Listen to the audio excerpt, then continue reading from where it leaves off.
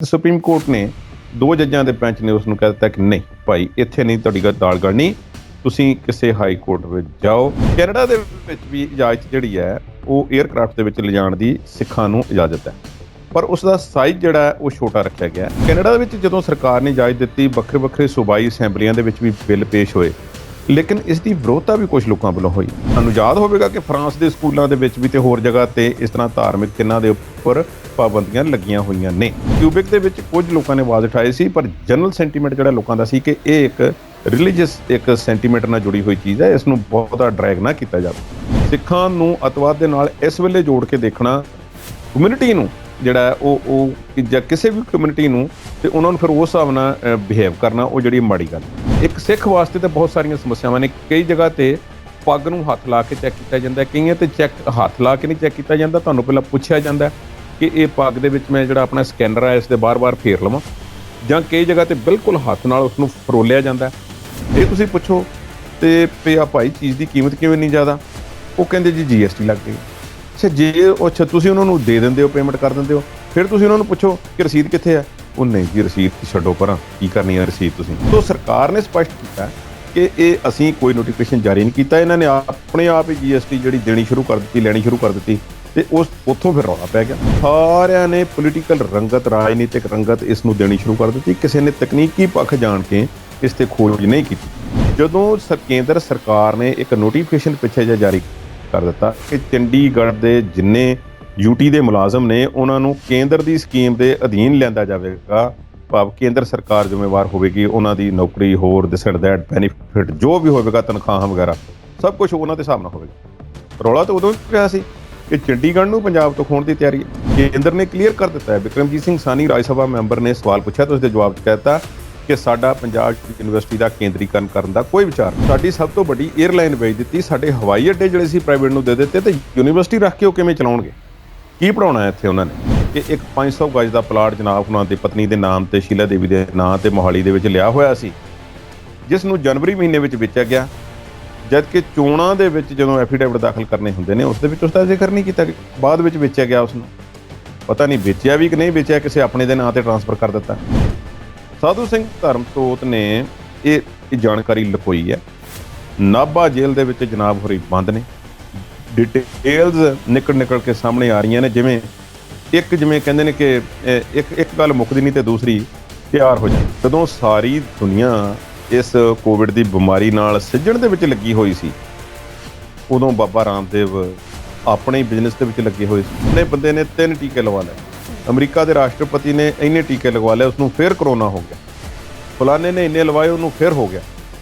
ਉਹ ਬਾਬਾ ਜੀ ਨੂੰ ਕਿਨ ਕਹਿ ਦਿੱਤਾ ਕਿ ਟੀਕੇ ਲਗਵਾਉਣ ਤੋਂ ਬਾਅਦ ਕਰੋਨਾ ਨਹੀਂ ਹੋ ਸਕਦਾ, ਕਿਉਂਕਿ ਉਹਨਾਂ ਨੇ TC ਦੇ ਬੇਰ ਨੂੰ ਹੱਥ ਪਾਇਆ ਕਿ ਜੋ ਬਾਈਡਨ ਦਾ ਨਾਮ ਲੈ ਦੇ। ਉਹ ਭਾਈ ਜੋ ਬਾਈਡਨ ਨੇ ਇੰਜੈਕਸ਼ਨ ਲਗਵਾਏ ਹੋਣਗੇ, ਕਰੋਨਾ ਹੋ ਗਿਆ ਦਾ ਮਤਲਬ ਇਹ ਤਾਂ ਨਹੀਂ ਕਿ ਉਹਨਾਂ ਨੂੰ ਹੋ ਨਹੀਂ ਸਕਦਾ। ਉਹ ਦਵਾਈ ਜਿਹੜੀ ਤੁਸੀਂ ਬਣਾਈ ਆ, ਕੋਈ ਖਾਂਦਾ ਹੈ, ਕੋਈ ਖਾ ਲਵੇ, ਕੋਈ ਚੱਕਰ ਨਹੀਂ, ਪਰ ਤੁਸੀਂ ਆਪਣੇ ਸਿਸਟਮ ਨੂੰ ਵਧਾਉਣ ਦੀ ਖਾਤਰ ਦੂਸਰੇ ਨੂੰ ਭੰਡ ਨਹੀਂ ਸਕਦੇ। ਬਾਬਾ ਰਾਮਦੇਵ ਗਾਹੇ ਬਗਾਹੇ ਇਹੋ ਜਿਹੀਆਂ ਗੱਲਾਂ ਕਰਦੇ ਨੇ। ਮੁਆਫੀ ਮੰਗਣੀ ਚਾਹੀਦੀ ਹੈ, ਦੁਨੀਆ ਨੂੰ ਬੇਵਕੂਫ ਬਣਾਇਆ ਗਿਆ, ਮੂਰਖ ਬਣਾਇਆ ਗਿਆ ਦੁਨੀਆ ਨੂੰ ਟੀਕੇ ਦੇ ਨਾਂ ਤੇ, ਕਰੋਨਾ ਦੇ ਨਾਂ ਤੇ। ਆਯੁਰਵੇਦ ਵਧੀਆ, ਠੀਕ ਹੈ, ਤੁਸੀਂ ਵੀ ਤੇ ਮੂਰਖ ਹੀ ਬਣਾਇਆ ਸੀ। 15 ਲੱਖ ਵਾਲੀ ਗੱਲ ਜਿਹੜੀ ਸੀ, ਤੁਸੀਂ ਹੁਣ ਕਿਉਂ ਨਹੀਂ ਬੋਲਦੇ?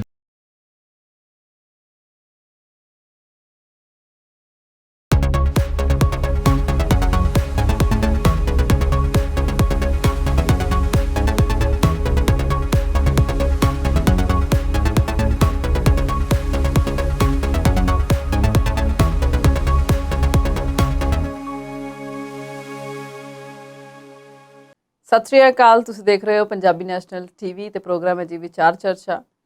ਜਦੋਂ ਸਿੱਖ ਕਿਰਪਾਨ ਪਾ ਕੇ ਯਾਤਰਾ ਕਰਦੇ ਨੇ ਤੇ ਹੋਰਾਂ ਯਾਤਰੀਆਂ ਨੂੰ ਖਤਰਾ ਹੁੰਦਾ ਹੈ, ਇਸ ਦੇ ਖਿਲਾਫ ਇੱਕ ਪਟੀਸ਼ਨ ਕਿਸੇ ਨੇ ਪਾਈ ਹੈ। ਸੁਪਰੀਮ ਕੋਰਟ ਅੱਗੋਂ ਕੀ ਕਹਿੰਦੀ ਹੈ ਉਹ ਤੁਹਾਨੂੰ ਅੱਜ ਦੱਸਾਂਗੇ।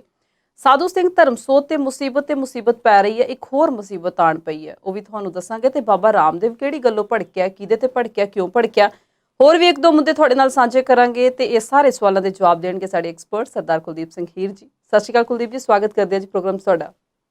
ਸਤਿ ਸ਼੍ਰੀ ਅਕਾਲ ਸਿਵਲੀਨ, ਸਾਰੇ ਦਰਸ਼ਕਾਂ ਨੂੰ ਵੀ ਸਤਿ ਸ਼੍ਰੀ ਅਕਾਲ। ਸਭ ਤੋਂ ਪਹਿਲਾਂ ਕਿਰਪਾਨ ਵਾਲੇ ਮੁੱਦੇ ਤੇ ਗੱਲ ਕਰਦੇ ਹਾਂ। ਪਟੀਸ਼ਨ ਕਿਸੇ ਨੇ ਪਾਈ ਸੁਪਰੀਮ ਕੋਰਟ ਦੇ ਵਿੱਚ ਵੀ ਜਦੋਂ ਸਿੱਖ ਕਿਰਪਾਨ ਪਾ ਕੇ ਜਹਾਜ਼ 'ਚ ਬੈਠੂਗਾ, ਘਰੇਲੂ ਉਡਾਣ 'ਚ ਬੈਠੂਗਾ ਤੇ ਜਿਹੜੇ ਲਾਗੇ ਚਾਗੇ ਯਾਤਰੀ ਹੋਣਗੇ ਉਹਨਾਂ ਨੂੰ ਖਤਰਾ ਹੋਊਗਾ। ਇਸ ਪਟੀਸ਼ਨ ਦਾ ਕੀ ਬਣਿਆ? ਸੁਪਰੀਮ ਕੋਰਟ ਨੇ ਕੀ ਕਿਹਾ? ਸੁਪਰੀਮ ਕੋਰਟ ਨੇ ਤਾਂ ਬੇਸਿਕਲੀ ਕੁਝ ਨਹੀਂ ਆਖਿਆ ਇਹਦੇ ਬਾਰੇ। ਪਟੀਸ਼ਨ ਜਿਹੜੀ ਸੀ, ਇੱਕ ਹਿੰਦੂ ਸੈਨਾ ਨਾਂ ਦੀ ਇੱਕ ਕੋਈ ਸੰਸਥਾ ਹੈ, ਉਸ ਜਿਹੜਾ ਕੇਸ ਸੀ ਉਹ ਹਿੰਦੂ ਸੈਨਾ ਵਰਸਸ ਇੰਡੀਅਨ ਸਟੇਟ, ਉਹ ਜਿਹੜਾ ਸੁਪਰੀਮ ਕੋਰਟ ਦੇ ਵਿੱਚ ਇੱਕ ਪਟੀਸ਼ਨ ਪਾ ਦਿੱਤੀ ਗਈ ਕਿ ਜਿਹੜੀ ਅੱਜ ਤੋਂ ਕੁਝ ਸਾਲ ਪਹਿਲਾਂ ਸਿੱਖਾਂ ਨੂੰ, ਸਿੱਖ ਅੰਮ੍ਰਿਤਧਾਰੀ ਸਿੰਘਾਂ ਨੂੰ ਜਿਹੜਾ ਗਾਤਰਾ ਕਿਰਪਾਨ ਜਿਹੜੀ ਹੈ ਉਹ ਫਲਾਈਟ ਦੇ ਵਿੱਚ ਘਰੇਲੂ ਉਡਾਨਾਂ ਦੇ ਵਿੱਚ ਲਿਜਾਣ ਦੀ ਇਜਾਜ਼ਤ ਦਿੱਤੀ ਗਈ ਸੀ, ਉਸ ਇਜਾਜ਼ਤ ਨੂੰ ਰੱਦ ਕਰਨ ਸੰਬੰਧੀ ਇਹ ਪਟੀਸ਼ਨ ਸਿੱਧੀ ਸੁਪਰੀਮ ਕੋਰਟ ਦੇ ਵਿੱਚ ਪਾ ਦਿੱਤੀ ਗਈ ਸੀ। ਨਾਲ ਦੀ ਨਾਲ ਇਹ ਵੀ ਕਹਿ ਦਿੱਤਾ ਹੈ ਕਿ ਤੁਸੀਂ ਹਾਈ ਕੋਰਟ ਜਾਂ ਹੋਰ ਅਦਾਲਤਾਂ ਨੂੰ ਇਸ ਕੰਮ ਲਈ ਵਰਤ ਸਕਦੇ ਹੋ, ਜੋ ਕਿ ਲੱਗਦਾ ਵੀ ਹੈ ਕਿ ਉਹ ਪਟੀਸ਼ਨ ਕਰਤਾ ਜਿਸ ਨੇ ਸਿੱਧਾ ਪੀਸੀ ਦੇ ਬੇਰ ਨੂੰ ਹੱਥ ਪਾਉਣ ਦੀ ਕੋਸ਼ਿਸ਼ ਕੀਤੀ ਸੀ ਕਿ ਮੈਂ ਪਟੀਸ਼ਨ ਹੀ ਉੱਥੇ ਪਾ ਦੇਵਾਂ, ਜਾਂ ਇੱਕ ਸੰਸਥਾ ਹੈ ਜਾਂ ਉਹਨਾਂ ਦਾ ਵਕੀਲ ਹੈ ਜਾਂ ਕਿਸ ਨੇ ਉਹਨਾਂ ਨੂੰ ਸਲਾਹ ਦਿੱਤੀ ਹੈ ਕਿ ਇੱਥੇ ਪਟੀਸ਼ਨ ਪਾਓ, ਸਾਰਾ ਕੰਮ ਹੀ ਮੁੱਕ ਜਾਊਗਾ। ਪਰ ਗੱਲ ਇਹ ਹੈ ਕਿ ਇਹ ਸੰਸਥਾ ਕੌਣ ਹੈ, ਅਸਲ ਵਿੱਚ ਲੋਕ ਇਸ ਦੇ ਪਿੱਛੇ ਕੌਣ ਨੇ, ਕਿ ਇੰਨੇ ਖੈਰ ਖੁਆਹ ਨੇ ਆਪਣੀ ਸੇਫਟੀ ਦੇ, ਸੈਨਾ ਆਪਣਾ ਨਾਮ ਰੱਖਿਆ ਹੋਇਆ, ਕਿਹੜੀ ਸੈਨਾ ਉਹਨਾਂ ਦੇ ਕੋਲ ਹੈ, ਉਹ ਉਹਨਾਂ ਨੂੰ ਇੰਨਾ ਫਿਕਰ ਸੁਰੱਖਿਆ ਦਾ ਕਿਉਂ ਆ। ਕੋਈ ਇਸ ਦੇ ਪਿੱਛੇ ਕੋਈ ਉੱਭਰਵੀਂ ਸ਼ਖਸੀਅਤਾਂ ਨਿਕਲ ਕੇ ਸਾਹਮਣੇ ਨਹੀਂ ਆਉਂਦੀਆਂ ਜਦੋਂ ਅਸੀਂ ਇਹ ਗੱਲ ਕਰਦੇ ਹਾਂ। ਤੇ ਉਹ ਇੱਕ ਆਮ ਜੇ ਕੋਈ ਸੰਸਥਾ ਹੈ ਜਿਸ ਦੇ ਕੁਝ ਨੁਮਾਇੰਦੇ ਹੋਣਗੇ ਤੇ ਉਹਨਾਂ ਨੇ ਵਕੀਲ ਇੱਕ ਦਾਇਰ ਕਰਕੇ ਪਟੀਸ਼ਨ ਪਾ ਦਿੱਤੀ, ਤੇ ਸੁਪਰੀਮ ਕੋਰਟ ਨੇ 2 ਜੱਜਾਂ ਦੇ ਬੈਂਚ ਨੇ ਉਸ ਨੂੰ ਕਹਿ ਦਿੱਤਾ ਕਿ ਨਹੀਂ ਭਾਈ, ਇੱਥੇ ਨਹੀਂ ਤੁਹਾਡੀ ਗੱਲ ਦਾਲ ਗਲਣੀ, ਤੁਸੀਂ ਕਿਸੇ ਹਾਈ ਕੋਰਟ ਵਿੱਚ ਜਾਓ, ਤੁਸੀਂ ਉੱਥੇ ਕਰ ਸਕਦੇ ਹੋ, ਤੁਹਾਨੂੰ ਰਾਈਟ ਹੈ। ਹੁਣ ਗੱਲ ਇਹ ਹੈ ਕਿ ਸਿੱਖਾਂ ਨੂੰ, ਗੁਰਸਿੱਖਾਂ ਨੂੰ, ਅੰਮ੍ਰਿਤਧਾਰੀ ਸਿੰਘਾਂ ਨੂੰ ਗਾਤਰਾ ਜਾਂ ਕਿਰਪਾਨ, ਇਹ ਸਾਰੀਆਂ ਸ਼ਰਤਾਂ ਜਿਹੜੀਆਂ ਨੇ ਇਹ ਭਾਰਤ ਦੇ ਵਿੱਚ ਜੋ ਡੋਮੈਸਟਿਕ ਫਲਾਈਟਸ ਨੇ ਉਹਨਾਂ ਵਿੱਚ ਹੈ। ਪਰ ਭਾਰਤ ਦੇ ਵਿੱਚ ਉਡਾਨ ਕੋਈ ਹੁੰਦੀ ਹੈ, ਚਾਹੇ ਉਹ ਅੰਮ੍ਰਿਤਸਰ ਤੋਂ ਚੜ੍ਹੇ, ਚਾਹੇ ਚੰਡੀਗੜ੍ਹ ਤੋਂ, ਚਾਹੇ ਦਿੱਲੀ ਤੋਂ, ਚਾਹੇ ਬੰਗਲੌਰ ਤੋਂ, ਚਾਹੇ ਮਦਰਾਸ ਤੋਂ, ਚਾਹੇ ਬੰਬੇ ਤੋਂ, ਕਿਤੇੋਂ ਵੀ ਜਿਹੜੀ ਫਲਾਈਟ ਹੁੰਦੀ ਹੈ ਤੇ ਉਹ ਲੈਂਡ ਵੀ ਉਹਨੇ ਦੁਬਾਰਾ ਉੱਥੇ ਹੀ ਕਰਨਾ ਹੋਵੇ, ਭਾਰਤ ਦੇ ਵਿੱਚ ਹੀ ਕਰਨਾ ਹੋਵੇ, ਤੇ ਉਸ ਵਿੱਚ ਇੱਕ ਖਾਸ ਕਿਸਮ ਦੀ ਲੈਂਥ ਜਿਹੜੀ ਹੈ, ਜਿਸ ਦੇ ਵਿੱਚ ਟੋਟਲ ਲੈਂਥ, ਕੁੱਲ ਲੰਬਾਈ ਜਿਹੜੀ ਹੈ 9 ਇੰਚ, ਤੇ ਜਿਹੜੀ ਉਸ ਦਾ ਬਲੇਡ ਹੈ ਉਹ 6 ਇੰਚ ਤੋਂ ਵੱਧ ਨਹੀਂ ਹੋਣਾ ਚਾਹੀਦਾ। 15 ਸੈਂਟੀਮੀਟਰ 6 ਇੰਚ, 15.24 ਸੈਂਟੀਮੀਟਰ 6 ਇੰਚ, ਤੇ ਨਾਲ 28 ਸੈਂਟੀਮੀਟਰ ਕੁੱਲ ਲੈਂਥ ਇਹਦੀ ਨਹੀਂ ਹੋਣੀ ਚਾਹੀਦੀ, ਤੇ ਸਮੇਤ ਹੈਂਡਲ ਇਹ ਜਿਹੜਾ ਹੈ ਉਹ ਇਸ ਤੋਂ ਨਹੀਂ ਵਧਣਾ ਚਾਹੀਦਾ। ਹੁਣ ਇਹ ਦੋਵੇਂ ਚੀਜ਼ਾਂ ਨੂੰ ਡਿਸਕ੍ਰਾਈਬ ਕੀਤਾ ਗਿਆ ਲਾਅ ਦੇ ਵਿੱਚ, ਬਕਾਇਦਾ ਲਾਅ ਬਣਾਇਆ ਗਿਆ, ਕਿਰਪਾਨ ਲਿਖ ਕੇ ਲਫ਼ਜ਼ ਜਿਹੜਾ ਹੈ ਉਹ ਇਸ ਨੂੰ ਸ਼ਾਮਲ ਕਰ ਦਿੱਤਾ ਗਿਆ, ਇਜਾਜ਼ਤ ਹੈ। ਇੱਕ ਗੱਲ ਮੈਂ ਇੱਥੇ ਦੱਸ ਦੇਵਾਂ ਕਿ ਤੁਸੀਂ ਅਗਰ ਇਹ ਮੰਨ ਲਓ ਕਿ ਕੋਈ ਅੰਤਰਰਾਸ਼ਟਰੀ ਉਡਾਨ ਦੇ ਵਿੱਚ ਭਾਰਤ ਵਿੱਚ ਆਉਂਦਾ ਹੈ ਤੇ ਉਹ ਕਿਤੇ ਉਹ ਹੋਰ ਪਾਸੇ ਲੈਂਡ ਕਰਦਾ ਤੇ ਉੱਥੋਂ ਡੋਮੈਸਟਿਕ ਫਲਾਈਟ ਫੜਦਾ, ਉੱਥੇ ਵੀ ਇਜਾਜ਼ਤ ਨਹੀਂ ਹੈ, ਉੱਥੇ ਪਿਛਲੇ ਨਿਯਮ ਹੀ ਲਾਗੂ ਹੋਣਗੇ, ਭਾਵ ਉਸ ਦੀ ਥਰੂ ਜਰਨੀ ਜਿਹੜੀ ਹੈ ਉਹ ਵਿਦਨ ਇੰਡੀਆ ਹੋਣੀ ਚਾਹੀਦੀ ਹੈ। ਸੋ ਇਹ ਨਿਯਮ ਬਣਾਏ ਗਏ ਨੇ। ਹੁਣ ਇਸ ਤੋਂ ਪਹਿਲਾਂ ਜਿਹੜੇ ਇਹ ਸਿੱਖਾਂ ਨੂੰ ਹੈਲਮਟ ਤੋਂ ਛੋਟ, ਕਿਰਪਾਨ ਤੋਂ ਛੋਟ, ਫਲਾਨੀ ਚੀਜ਼ ਤੋਂ ਛੋਟ, ਇਹ ਜਿਹੜੀਆਂ ਗੱਲਾਂ ਨੇ ਨਾ ਜੀ, ਇਹ ਜਿਸ ਤਰ੍ਹਾਂ ਭਾਰਤ ਦੇ ਵਿੱਚ ਚੱਲਦੀਆਂ ਨੇ, ਇਸੇ ਤਰ੍ਹਾਂ ਇੱਕ ਹੋਰ ਮੁਲਕ ਹੈ ਉੱਥੇ ਵੀ ਇਸੇ ਤਰ੍ਹਾਂ ਬਰਾਬਰ ਚੱਲਦੀਆਂ ਨੇ, ਬਲਕਿ ਇੱਕ ਸਟੈਪ ਅਗਾਂਹ ਹੋ ਕੇ ਉੱਥੇ ਹਮੇਸ਼ਾ ਹੋਈਆਂ ਨੇ, ਉਹ ਹੈ ਕੈਨੇਡਾ। ਕੈਨੇਡਾ ਦੇ ਵਿੱਚ ਵੀ ਇਜਾਜ਼ਤ ਜਿਹੜੀ ਹੈ ਉਹ 에ਅਰਕ੍ਰਾਫਟ ਦੇ ਵਿੱਚ ਲਿਜਾਣ ਦੀ ਸਿੱਖਾਂ ਨੂੰ ਇਜਾਜ਼ਤ ਹੈ, ਪਰ ਉਸ ਦਾ ਸਾਈਜ਼ ਜਿਹੜਾ ਹੈ ਉਹ ਛੋਟਾ ਰੱਖਿਆ ਗਿਆ, ਉਹਨੂੰ ਹੋਰ ਵੀ ਛੋਟਾ ਕੀਤਾ ਗਿਆ, ਭਾਰਤ ਨਾਲੋਂ ਵੀ ਘੱਟ ਜਿਹੜੀ ਹੈ ਉਹਦਾ ਜਿਹੜਾ ਉਸ ਵਿੱਚ ਲਿਖਿਆ ਗਿਆ ਕਿ ceremonial knives and swords E G. Kirpan with a blade of 6 centimeter or less are permitted when flying within Canada or to an international non-US destination। ਹੁਣ ਗੱਲ ਇਹ ਹੈ ਕਿ ਇੱਥੇ ਇਜਾਜ਼ਤ ਦਿੱਤੀ ਗਈ ਹੈ ਕਿ ਇੱਕ ਸਿਰਫ ਜਿਹੜਾ ਹੈ 6 ਸੈਂਟੀਮੀਟਰ ਦਾ ਜਿਹੜਾ ਹੈ ਟੋਟਲ ਜਿਹੜਾ ਹੈ ਉਹ ਕਿਰਪਾਨ ਹੈ, ਉਸ ਦੀ ਇਜਾਜ਼ਤ ਦਿੱਤੀ ਗਈ ਹੈ। ਹੁਣ USA ਦੇ ਵਿੱਚ ਉਹ ਇਜਾਜ਼ਤ ਨਹੀਂ ਹੈ। ਕੈਨੇਡਾ ਦੇ ਵਿੱਚ ਜਦੋਂ ਸਰਕਾਰ ਨੇ ਇਜਾਜ਼ਤ ਦਿੱਤੀ, ਵੱਖਰੇ ਵੱਖਰੇ ਸੂਬਾਈ ਅਸੈਂਬਲੀਆਂ ਦੇ ਵਿੱਚ ਵੀ ਬਿੱਲ ਪੇਸ਼ ਹੋਏ, ਲੇਕਿਨ ਇਸ ਦੀ ਵਿਰੋਧਤਾ ਵੀ ਕੁਝ ਲੋਕਾਂ ਵੱਲੋਂ ਹੋਈ ਹੈ।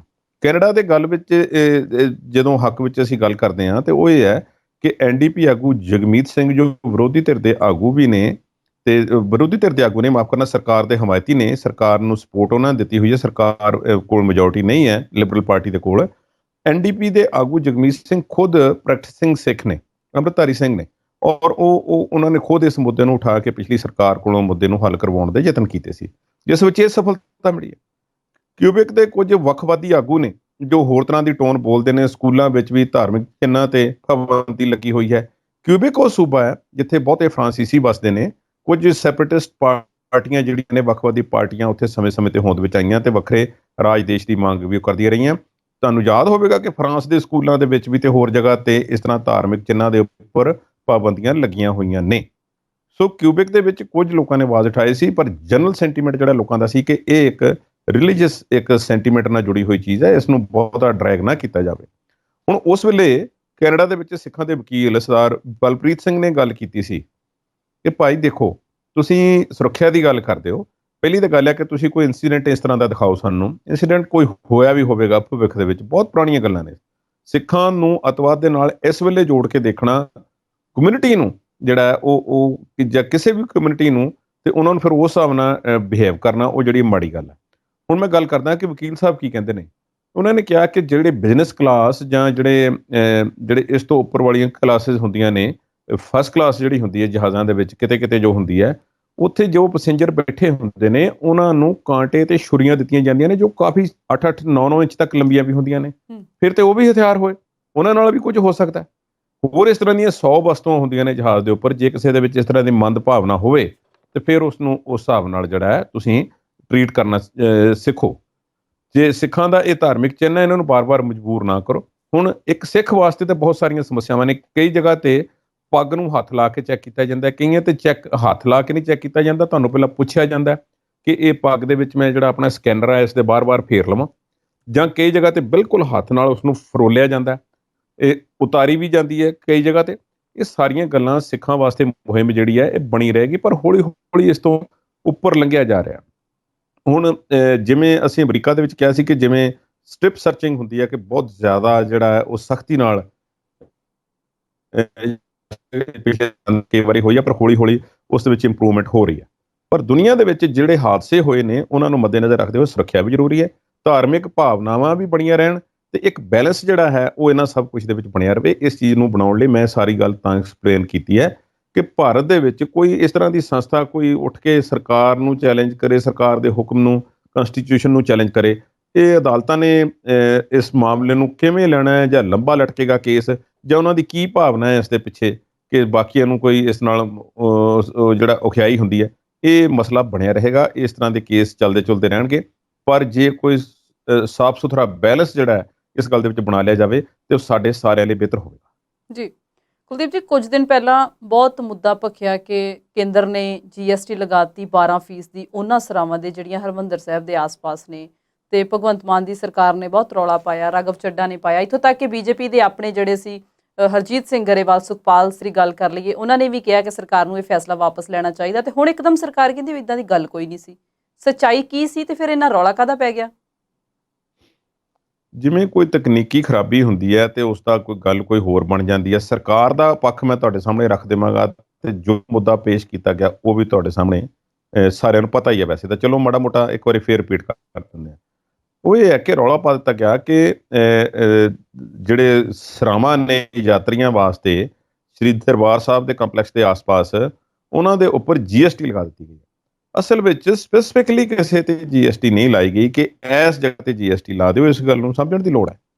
ਸਰਕਾਰ ਕਹਿੰਦੀ ਹੈ, ਜੋ ਉਹਨੇ ਸਰਕਾਰ ਨੇ ਕਿਹਾ, ਉਹ ਵੀ 2-3 ਦਿਨ ਚੁੱਪ ਰਹਿਣ ਤੋਂ ਬਾਅਦ, ਇਸ ਗੱਲ ਦੀ ਤਾਂ ਮੈਨੂੰ ਪਹਿਲਾਂ ਨਹੀਂ ਮੈਨੂੰ ਪਤਾ ਲੱਗਦਾ ਕਿ ਜੇ ਕੋਈ ਰੌਲਾ ਪਿਆ ਭਾਈ, ਇੰਨੇ ਵੱਡੇ ਦਾਅਵੇਦਾਰ ਬੈਠੇ ਹੋਏ ਨੇ ਇੱਥੇ BJP ਦੇ, ਜੋ ਪਾਰਟੀ ਪ੍ਰਧਾਨ ਬੈਠੇ ਹੋਏ ਨੇ, ਇੱਕ ਗਰੇਵਾਲ ਸਾਹਿਬ ਨੇ, ਉਹ ਜੋ ਇਹੋ ਜਿਹੀ ਗੱਲ ਵਿੱਚ ਬੋਲਣ ਨੂੰ ਪਿੱਛੇ ਨਹੀਂ ਰਹਿੰਦੇ।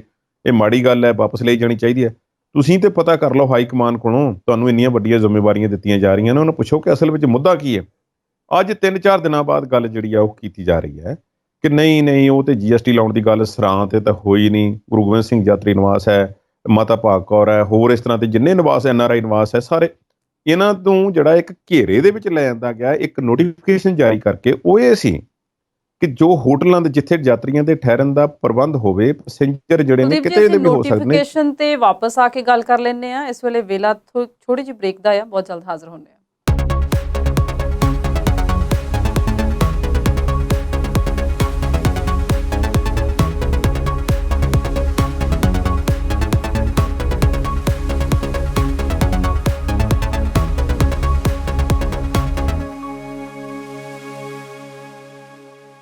ਬ੍ਰੇਕ ਤੋਂ ਬਾਅਦ ਪ੍ਰੋਗਰਾਮ ਵਿੱਚ ਚਰਚਾ ਦੇਖ ਰਹੇ ਦਰਸ਼ਕਾਂ ਦਾ ਇੱਕ ਵਾਰ ਫਿਰ ਤੋਂ ਸਵਾਗਤ ਕਰਦੇ ਹਾਂ। ਕੁਲਦੀਪ ਜੀ, ਅਸੀਂ ਗੱਲ ਕਰ ਰਹੇ ਸੀ ਨੋਟੀਫਿਕੇਸ਼ਨ ਦੀ। ਤੁਸੀਂ ਮੈਨੂੰ ਇਹ ਦੱਸੋ ਵੀ ਉਹ ਕਹਿੰਦੇ ਵੀ ਅਸੀਂ ਇਦਾਂ ਦਾ ਕੋਈ ਨੋਟੀਫਿਕੇਸ਼ਨ ਜਿਹੜਾ ਜਾਰੀ ਨਹੀਂ ਕੀਤਾ, ਪਰ SGPC 3 ਸਰਾਵਾਂ ਚਲਾ ਰਹੀ ਹੈ, ਜਿਹਦੇ ਵਿੱਚ ਗੁਰੂ ਗੋਬਿੰਦ ਸਿੰਘ NRI ਨਿਵਾਸ, ਬਾਬਾ ਦੀਪ ਸਿੰਘ ਸਰਾਂ ਤੇ ਮਾਤਾ ਭਾਗ ਕੌਰ ਨਿਵਾਸ ਆਉਂਦੇ ਨੇ। ਉਹ ਫਿਰ GST ਕਿਉਂ ਪੇ ਕਰ ਰਹੇ ਨੇ? ਦੇਖੋ, ਸਰਕਾਰ ਦਾ ਹੁਣ ਇਹ ਕਹਿਣਾ ਹੈ ਕਿ ਭਾਈ ਅਸੀਂ ਤੇ ਕਿਹਾ ਨਹੀਂ, ਅਸੀਂ ਤੇ ਇੱਕ ਨੋਟੀਫਿਕੇਸ਼ਨ ਇਨ ਜਨਰਲ ਜਾਰੀ ਕੀਤਾ। ਉਹਦੇ ਵਿੱਚ ਇਹ ਕਿਹਾ ਗਿਆ ਸੀ ਕਿ ਜੋ ਹੋਟਲ ਮਾਲਕ ਨੇ ਉਹਨਾਂ ਨੂੰ ਦੱਸਿਆ ਗਿਆ ਸੀ ਕਿ 1000 ਤੋਂ ਘੱਟ ਜਿਨ੍ਹਾਂ ਦਾ ਕਿਰਾਇਆ ਹੈ ਰੋਜ਼ਾਨਾ ਦਾ, ਉਹਨਾਂ ਨੂੰ ਪਹਿਲਾਂ GST ਨਹੀਂ ਸੀ ਭਰਨੀ ਪੈਂਦੀ। ਹੁਣ ਉਹਨਾਂ ਨੂੰ ਘੇਰੇ ਵਿੱਚ ਲੈ ਆਂਦਾ ਗਿਆ ਕਿ ਭਾਈ ਜੇ ਤੁਸੀਂ 750 ਵੀ ਲੈਂਦੇ ਹੋ ਜਾਂ ਇਸ ਤੋਂ ਘੱਟ ਵੀ ਜਾਂ 999 ਰੁਪਏ ਵੀ ਲੈਂਦੇ ਹੋ ਤੇ ਤੁਹਾਡਾ ਬਚਾਅ ਨਹੀਂ ਹੈ, ਤੁਸੀਂ GST ਤੁਹਾਨੂੰ ਗਾਹਕ ਕੋਲੋਂ ਲੈ ਕੇ ਸਰਕਾਰ ਨੂੰ ਦੇਣੀ ਪਏਗੀ। ਇੱਕ ਗੱਲ ਮੈਂ ਇੱਥੇ ਹੋਰ ਕਰਨੀ ਚਾਹੁੰਦਾ, ਸਾਡੇ ਬਿਜ਼ਨਸਮੈਨ ਅਕਸਰ ਪਿੱਟਣ ਲੱਗ ਪੈਂਦੇ ਨੇ। ਜੇ ਤੁਸੀਂ ਪੁੱਛੋ ਤੇ ਵੀ ਆ ਭਾਈ ਚੀਜ਼ ਦੀ ਕੀਮਤ ਕਿਉਂ ਇੰਨੀ ਜ਼ਿਆਦਾ, ਉਹ ਕਹਿੰਦੇ ਜੀ GST ਲੱਗ ਗਈ ਹੈ। ਅੱਛਾ ਤੁਸੀਂ ਉਹਨਾਂ ਨੂੰ ਦੇ ਦਿੰਦੇ ਹੋ, ਪੇਮੈਂਟ ਕਰ ਦਿੰਦੇ ਹੋ, ਫਿਰ ਤੁਸੀਂ ਉਹਨਾਂ ਨੂੰ ਪੁੱਛੋ ਕਿ ਰਸੀਦ ਕਿੱਥੇ ਹੈ, ਉਹ ਨਹੀਂ ਜੀ ਰਸੀਦ ਛੱਡੋ ਪਰਾਂ, ਕੀ ਕਰਨੀ ਹੈ ਰਸੀਦ ਤੁਸੀਂ। ਉਹ ਰਸੀਦ ਦਿੰਦੇ ਨਹੀਂ ਤੇ GST ਵਿੱਚ ਜੋੜ ਦਿੰਦੇ ਨੇ। ਬਹੁਤ ਘੱਟ ਜਗ੍ਹਾ ਤੇ ਜਿਹੜੇ ਨੇ ਪ੍ਰੋਪਰ ਬਿਜ਼ਨਸ ਚੱਲ ਰਹੇ ਨੇ, GST ਹਰ ਕੋਈ ਸਹੀ ਨਹੀਂ ਭਰ ਰਿਹਾ, ਇਸ ਗੱਲ ਦਾ ਸਾਨੂੰ ਪਤਾ ਹੈ। ਹੁਣ ਗੱਲ ਇਹ ਹੈ ਕਿ ਇੱਕ ਨੋਟੀਫਿਕੇਸ਼ਨ ਇਹ ਸੀ ਸਰਕਾਰ ਨੇ ਜੋ ਕਹਿ ਰਿਹਾ, ਮੈਂ ਉਹ ਪੱਖ ਦੇ ਰਿਹਾ ਕਿ ਅਸੀਂ ਕਿਹਾ ਕਿ 1000 ਰੁਪਏ ਤੋਂ ਘੱਟ ਵਾਲੇ ਹੋਟਲ ਵੀ ਹੁਣ GST ਗਾਹਕ ਕੋਲੋਂ ਲੈਣ ਤੇ ਸਾਨੂੰ ਦੇਣ, goods and services tax. GST ਦਾ ਮਤਲਬ ਇਹ ਹੁੰਦਾ ਕਿ ਤੁਸੀਂ ਸਰਵਿਸਿਜ਼ ਦੇ ਰਹੇ ਹੋ, ਤੁਸੀਂ ਉਹ ਗਾਹਕ ਕੋਲੋਂ ਲੈਣੀ ਹੈ ਤੇ ਤੁਸੀਂ ਰੱਖਣੀ ਨਹੀਂ ਕੋਲ, ਤੁਸੀਂ ਉਹ ਸਰਕਾਰ ਨੂੰ ਦੇ ਦੇਣੀ ਹੈ ਇਨਵੋਇਸਿੰਗ ਦੇ ਥਰੂ, ਉੱਤੇ GST ਨੰਬਰ ਵਗੈਰਾ ਸਭ ਕੁਝ ਲੱਗਾ ਹੁੰਦਾ। ਹੁਣ ਗੱਲ ਤਾਂ ਇਹ ਹੈ ਕਿ ਇਹ ਜਿਹੜੇ ਯਾਤਰੀ ਨਿਵਾਸ ਜਿਹੜੇ ਗਿਣਾਏ ਨੇ ਅਸੀਂ, ਗੁਰੂ ਗੋਬਿੰਦ ਸਿੰਘ NRI ਨਿਵਾਸ, ਬਾਬਾ ਦੀਪ ਸਿੰਘ ਨਿਵਾਸ ਤੇ ਮਾਤਾ ਭਾਗ ਕੌਰ ਨਿਵਾਸ, ਇਹਨਾਂ ਨੇ GST ਵਸੂਲਣੀ ਸ਼ੁਰੂ ਕਰ ਦਿੱਤੀ। ਇਹ ਸਰਕਾਰ ਇਹ ਕਹਿ ਰਹੀ ਹੈ ਕਿ ਇਹਨਾਂ ਨੇ GST ਆਪਣੇ ਤੌਰ ਤੇ ਵਸੂਲਣੀ ਸ਼ੁਰੂ ਕਰ ਦਿੱਤੀ, ਅਸੀਂ ਇਹਨਾਂ ਨੂੰ ਕੁਝ ਨਹੀਂ ਆਖਿਆ। ਸਰਕਾਰ ਨਾਲ ਇਹ ਵੀ ਕਹਿ ਰਹੀ ਕਿ ਜੇ ਇਹ ਕਹਿਣ ਤੇ ਇਹ ਆਪਣਾ ਉਹ ਵਾਪਸ ਵੀ ਲੈ ਸਕਦੇ ਆ, ਨਾ ਲੈਣ GST, ਸਾਨੂੰ ਕੋਈ ਇਤਰਾਜ਼ ਵੀ ਨਹੀਂ ਹੈ। ਬਿਲਕੁਲ ਇਹੋ ਹੀ ਕਿਹਾ ਜੀ ਉਹਨਾਂ ਨੇ ਨਾਲ। ਪਰ ਇੱਕ ਗੱਲ ਹੈ, ਜਿਹੜਾ ਨੋਟੀਫਿਕੇਸ਼ਨ ਹੈ ਨਾ, ਉਹ ਕਹਿੰਦੇ ਇੰਨਾ ਤਾਂ ਉਹਨਾਂ ਨੇ ਪੜ੍ਹ ਲਿਆ ਕਿ ਜਿਨ੍ਹਾਂ ਦਾ 1000 ਰੁਪਏ ਤੋਂ ਘੱਟ ਕਰਾਇਆ ਉਹ ਵੀ ਦੇਣ, ਕਿਉਂਕਿ ਉਸ ਕੈਟਾਗਰੀ ਦੇ ਵਿੱਚ ਆਉਂਦੀਆਂ ਨੇ। ਤੇ ਨਾਲ ਓਬਲੀਕ ਉਹਨਾਂ ਨੇ ਕਿਹਾ ਸੀ ਕਿ ਇਸ ਨੋਟੀਫਿਕੇਸ਼ਨ ਦੇ ਤਹਿਤ ਉਹਨਾਂ ਸੰਸਥਾਵਾਂ ਨੂੰ ਛੋਟ ਜਾਰੀ ਰਹੇਗੀ ਜੋ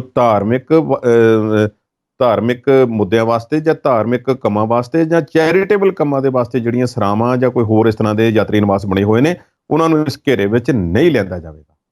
ਸੋ ਸਰਕਾਰ ਨੇ ਸਪਸ਼ਟ ਕੀਤਾ ਕਿ ਇਹ ਅਸੀਂ ਕੋਈ ਨੋਟੀਫਿਕੇਸ਼ਨ ਜਾਰੀ ਨਹੀਂ ਕੀਤਾ, ਇਹਨਾਂ ਨੇ ਆਪਣੇ ਆਪ ਹੀ GST ਜਿਹੜੀ ਦੇਣੀ ਸ਼ੁਰੂ ਕਰ ਦਿੱਤੀ, ਲੈਣੀ ਸ਼ੁਰੂ ਕਰ ਦਿੱਤੀ ਤੇ ਉੱਥੋਂ ਫਿਰ ਰੌਲਾ ਪੈ ਗਿਆ। ਹੁਣ ਸਾਰੇ ਹੀ ਪੱਬਾਂ ਭਾਰ ਹੋ ਗਿਆ ਇਸ ਮੁੱਦੇ ਤੇ, ਜਿਸ ਵਿੱਚ ਅਕਾਲੀ ਦਲ ਵੀ ਹੋ ਗਿਆ, ਸ਼੍ਰੋਮਣੀ ਕਮੇਟੀ ਵੀ, ਆਮ ਆਦਮੀ ਪਾਰਟੀ ਵਾਲੇ ਤੇ ਮਿਨਿਸਟਰਾਂ ਕੋਲ ਵੀ ਪਹੁੰਚ ਗਏ ਤੇ ਹਰਜੀਤ ਸਿੰਘ ਗਰੇਵਾਲ ਤੇ ਹੋਰ ਉਹਨਾਂ ਦੇ ਭਾਜਪਾ ਦੇ ਸਾਥੀ ਉਹ ਪੰਜਾਬ ਵਿੱਚ ਬੈਠੇ ਰੌਲਾ ਪਾਉਂਦੇ ਰਹੇ। ਦੇਖੋ ਮਾੜੀ ਗੱਲ ਹੈ, ਉਹ ਤਾਂ ਇਹ ਵੀ ਕਹਿੰਦੇ ਰਹੇ, ਦੇਖੋ ਹੈਰਾਨੀ ਦੀ ਗੱਲ, ਅੱਜ ਉਹ ਕਹਿ ਰਹੇ ਨੇ ਕਿ ਨਹੀਂ ਨੋਟੀਫਿਕੇਸ਼ਨ ਤੇ ਆ ਸੀ ਤੇ ਗੱਲ ਵਿੱਚੋਂ ਅਸਲ ਆ ਹੈ। ਉਹ ਪਹਿਲਾਂ ਕਹਿੰਦੇ ਨਹੀਂ ਮੋਦੀ ਸਾਹਿਬ ਇਦਾਂ ਨਹੀਂ ਕਰ ਸਕਦੇ, ਮੋਦੀ ਸਾਹਿਬ ਤਾਂ ਬੜੇ ਨੇਕ ਦਿਲ ਇਨਸਾਨ ਨੇ, ਇਹ ਤਾਂ ਕਿਸੇ ਅਫਸਰ ਦੀ ਗਲਤੀ ਵਗੈਰਾ ਹੋਣੀ ਹੈ, ਇਸ ਕਰਕੇ ਜਿਹੜਾ ਇਸ GST ਵਾਪਸ ਹੋ ਜਾਵੇਗੀ, ਇਹ ਨਹੀਂ ਲੱਗੇਗੀ। ਸਾਰਿਆਂ ਨੇ ਪੋਲੀਟੀਕਲ ਰੰਗਤ, ਰਾਜਨੀਤਿਕ ਰੰਗਤ ਇਸ ਨੂੰ ਦੇਣੀ ਸ਼ੁਰੂ ਕਰ ਦਿੱਤੀ। ਕਿਸੇ ਨੇ ਤਕਨੀਕੀ ਪੱਖ ਜਾਣ ਕੇ ਇਸ ਤੇ ਖੋਜ ਨਹੀਂ ਕੀਤੀ। ਜੇ ਅਸੀਂ ਇੱਕ ਮਿੰਟ ਲਈ ਸਰਕਾਰ ਦੀ ਗੱਲ ਮੰਨ ਲਈ ਕਿ ਨੋਟੀਫਿਕੇਸ਼ਨ ਇਹੋ ਹੀ ਸੀ ਕਿ ਉਹਨਾਂ ਨੇ ਜਿਹੜਾ ਸੀ ਕਿਹਾ ਹੋਇਆ ਸੀ ਕਿ 1000 ਤੋਂ ਘੱਟ ਜਿਹੜਾ ਉਹ ਕੋਈ ਵੀ ਜਿਹੜਾ ਹੈ ਉਹ ਹੋਟਲ GST ਭਰੇ, ਪਰ ਧਾਰਮਿਕ ਸਥਾਨ ਤੇ ਚੈਰੀਟੇਬਲ ਸੰਸਥਾਨ ਨਾ ਭਰਨ। ਤੇ ਫਿਰ ਸਾਨੂੰ ਇਹ ਮੰਨ ਲੈਣਾ ਚਾਹੀਦਾ ਕਿ ਅਸੀਂ ਹਨੇਰੇ ਵਿੱਚ ਡਾਂਗਾ ਮਾਰ ਰਹੇ ਸੀ, ਬਾਕੀ ਸਾਰੇ ਇਨਕਲੂਡਿੰਗ ਮੀਡੀਆ ਵਾਲੇ ਵੀ ਤੇ ਸਾਡੇ ਜਿਹੜੇ ਪੋਲੀਟੀਕਲ ਜਿਹੜੇ ਲੋਕ ਨੇ ਸਾਡੇ ਰਾਜਨੀਤਿਕ ਪਾਰਟੀ ਨਾਲ ਜੁੜੇ ਹੋਏ ਸਮੇਤ ਉਹਨਾਂ ਦੇ ਜੋ ਸੱਤਾਧਾਰੀ ਪਾਰਟੀ ਨਾਲ ਸੰਬੰਧਿਤ ਨੇ। ਪਰ ਇੱਕ ਗੱਲ ਹੈ, ਸਰਕਾਰ ਨੇ ਪਹਿਲਾਂ ਵੀ ਕਈ ਵਾਰੀ ਇਹੋ ਜਿਹੇ ਕੰਮ ਕੀਤੇ ਨੇ ਜਦੋਂ ਇਸ ਤਰ੍ਹਾਂ ਲੱਗਦਾ ਹੈ ਕਿ ਨਹੀਂ ਇਹ ਸਰਕਾਰ ਪਹਿਲਾਂ ਕੁਝ ਹੋਰ ਕਹਿੰਦੀ ਸੀ ਤੇ ਹੁਣ ਕੁਝ ਹੋਰ ਕਹਿੰਦੀ ਹੈ, ਯੂ ਟਰਨ ਲੈਣ ਵਾਲੀ ਸਥਿਤੀ ਬਣ ਜਾਂਦੀ ਹੈ। ਲੰਗਰ ਤੇ GST ਤਾਂ ਲੱਗੀ ਸੀ ਨਾ, ਉਹ ਤੇ ਵਾਪਸ ਲਈ ਗਈ ਨਾ ਮੁੜ ਕੇ, ਉਹਨਾਂ ਨੂੰ ਕਿਉਂ ਨਹੀਂ ਇਸ ਘੇਰੇ ਦੇ ਵਿੱਚ ਰੱਖਿਆ ਗਿਆ? ਲੰਗਰ ਦੇ ਵਿੱਚ ਕਿਸੇ ਤੋਂ ਪੈਸਾ ਲਿਆ ਜਾਂਦਾ, ਉਸ ਦੇ ਜੋ ਉਤਪਾਦ ਨੇ ਉਹਨਾਂ ਨੂੰ GST ਕਿਉਂ ਦੇਣੀ ਪੈਂਦੀ ਆ? ਇਹਨਾਂ ਗੱਲਾਂ ਤੇ ਵੀ ਗੌਰ ਕਰਨ ਦੀ ਲੋੜ ਹੈ। ਸਰਕਾਰਾਂ ਨੂੰ ਇਸ ਮਾਮਲੇ 'ਚ ਕਲੀਅਰ ਹੋਣ ਦੀ ਲੋੜ ਹੈ। ਔਰ ਕੋਈ ਵੀ ਧਾਰਮਿਕ ਸਥਾਨ ਹੋਵੇ, ਚਾਹੇ ਗੁਰਦੁਆਰੇ ਹੋਣ, ਮੰਦਿਰ ਹੋਣ, ਕਿਤੇ ਵੀ ਜਿੱਥੇ ਵੀ ਇਸ ਤਰ੍ਹਾਂ ਦਾ ਕਾਰਜ ਹੁੰਦਾ, ਸਰਕਾਰ ਨੂੰ ਇਹ ਇੱਥੇ ਉਹ ਮੁਲਕ ਨਹੀਂ ਹੈ ਕਿ ਜਿੱਥੇ ਅਸੀਂ ਵਿਕਸਿਤ ਮੁਲਕਾਂ ਵਾਂਗ ਹਰ ਇੱਕ ਨੂੰ ਉਸੇ ਤਰੀਕੇ ਦੇ ਵਿੱਚ ਲਿਆ ਸਕਾਂ ਜਾਂ ਟੈਕਸ ਦਾ ਇੱਕ ਸਿਸਟਮ ਬਣਾ ਸਕਾਂਗੇ। ਟੈਕਸ ਇੱਥੇ ਦੇਣਾ ਕੋਈ ਨਹੀਂ ਚਾਹੁੰਦਾ। ਸੋ ਇਹਨਾਂ ਸਰਾਵਾਂ ਤੇ ਜਿਹੜਾ ਟੈਕਸ ਜਾਂ GST ਜੋ ਵੀ ਸੀ ਉਹ ਹੁਣ ਉਹ ਰੌਲਾ ਮੇਰੇ ਖਿਆਲ ਮੁੱਕ ਜਾਵੇਗਾ ਜੀ। ਗੱਲ ਕਰਦੇ ਹਾਂ PU ਦੀ, ਪੰਜਾਬ ਯੂਨੀਵਰਸਿਟੀ ਚੰਡੀਗੜ੍ਹ ਦੀ। ਬੜੇ ਦਿਨ ਰੌਲਾ ਪਿਆ ਰਿਹਾ ਕਿ ਜਿਹੜੀ ਸਰਕਾਰ ਹੈ, ਕੇਂਦਰ ਸਰਕਾਰ ਹੈ, ਉਹਦਾ ਕੇਂਦਰੀਕਰਨ ਕਰਨ ਨੂੰ ਕਾਹਲੀ ਹੈ ਤੇ ਹੁਣ ਸਰਕਾਰ ਨੇ ਸਦਨ ਦੇ ਵਿੱਚ ਇੱਕ ਨਵਾਂ ਖੁਲਾਸਾ ਕਰਤਾ ਹੈ। ਸਵਾਲ ਮੇਰਾ ਇਹ ਹੈ ਕਿ ਜਿਹੜੀ ਪੰਜਾਬ ਯੂਨੀਵਰਸਿਟੀ ਹੈ ਹੁਣ ਕਿਹਦੀ ਹੋਊਗੀ, ਮਾਨ ਸਰਕਾਰ ਦੀ ਕਿ ਮੋਦੀ ਸਰਕਾਰ ਦੀ? ਜੇ ਮੌਜੂਦਾ ਹਾਲਾਤਾਂ ਦੀ ਗੱਲ ਕਰੀਏ ਤੇ ਪੰਜਾਬ ਯੂਨੀਵਰਸਿਟੀ ਪੰਜਾਬ ਦੀ ਹੀ ਰਹੇਗੀ। ਇੱਕ ਤੇ ਇਹ ਹੈ ਕਿ ਪੰਜਾਬ ਯੂਨੀਵਰਸਿਟੀ ਜਦੋਂ ਅਸੀਂ ਭਾਰਤ ਦੀ ਵੰਡ ਹੋਈ ਨਾ ਜੀ 1947 'ਚ, ਤੇ ਭਾਰਤ ਕੋਲੋਂ ਪੰਜਾਬ ਕੋਲੋਂ ਦੋ ਚੀਜ਼ਾਂ ਖੁੱਸੀਆਂ। ਭਾਰਤ ਕੋਲੋਂ ਤਾਂ ਜੋ ਖੁੱਸਿਆ ਪਤਾ ਹੈ ਸਾਨੂੰ ਕਿ ਜਿਵੇਂ ਹਿੱਸੇ ਹੋ ਗਏ 2-3 ਜੋ ਵੀ ਸੀ ਜਿਵੇਂ ਵੀ ਸੀ, ਪਰ ਪੰਜਾਬ ਦੇ ਕੋਲੋਂ 2 ਵੱਡੀਆਂ ਚੀਜ਼ਾਂ ਖੁੱਸੀਆਂ। ਇੱਕ ਤੇ ਪੰਜਾਬ ਦੀ ਰਾਜਧਾਨੀ ਲਾਹੌਰ ਤੇ ਦੂਸਰਾ ਪੰਜਾਬ ਯੂਨੀਵਰਸਿਟੀ ਲਾਹੌਰ। ਜੀ। ਉਹ ਪੰਜਾਬ ਯੂਨੀਵਰਸਿਟੀ ਵਿਚਾਰੀ ਲਾਹੌਰ ਤੋਂ ਨਿਕਲ ਕੇ ਉਹਨਾਂ ਨੇ ਆਪਣੀ ਸਥਾਪਤ ਉੱਥੇ ਕਰ ਲਈ ਪਾਕਿਸਤਾਨ ਵਿੱਚ, ਉਹਨੂੰ ਜਿਵੇਂ ਕਿਵੇਂ ਸੀ ਕਾਇਮ ਦਾਇਮ ਰੱਖਿਆ। ਤੇ ਇੱਧਰ ਕਦੀ ਹੁਸ਼ਿਆਰਪੁਰ, ਕਦੀ ਕਿਤੇ ਫਿਰ ਯੂਨੀਵਰਸਿਟੀ ਨੂੰ ਸ਼ਿਫਟ ਕੀਤਾ ਗਿਆ। ਅਖੀਰ ਚੰਡੀਗੜ੍ਹ ਟਿਕਾਣਾ ਬਣਿਆ ਤੇ ਪੰਜਾਬ ਯੂਨੀਵਰਸਿਟੀ ਵਜੋਂ ਇਹ ਇੱਕ ਸੰਸਥਾਨ, ਮਾਣਮੱਤਾ ਸੰਸਥਾਨ ਮੈਂ ਕਹਿ ਸਕਦਾ, ਉੱਭਰ ਕੇ ਸਾਹਮਣੇ। ਸਮੱਸਿਆਵਾਂ ਹੋਰ ਵੀ ਉਪਜੀਆਂ ਹੋਈਆਂ ਨੇ, ਉਹ ਵੱਖਰੀ ਗੱਲ ਹੈ, ਪਰ ਆਪਾਂ ਐਜ਼ ਐਨ ਇੰਸਟੀਟਿਊਸ਼ਨ ਜੋ ਦੇਣਾ ਉਸ ਤੋਂ ਪਿੱਛੇ ਨਹੀਂ ਹੋ ਸਕਦੇ।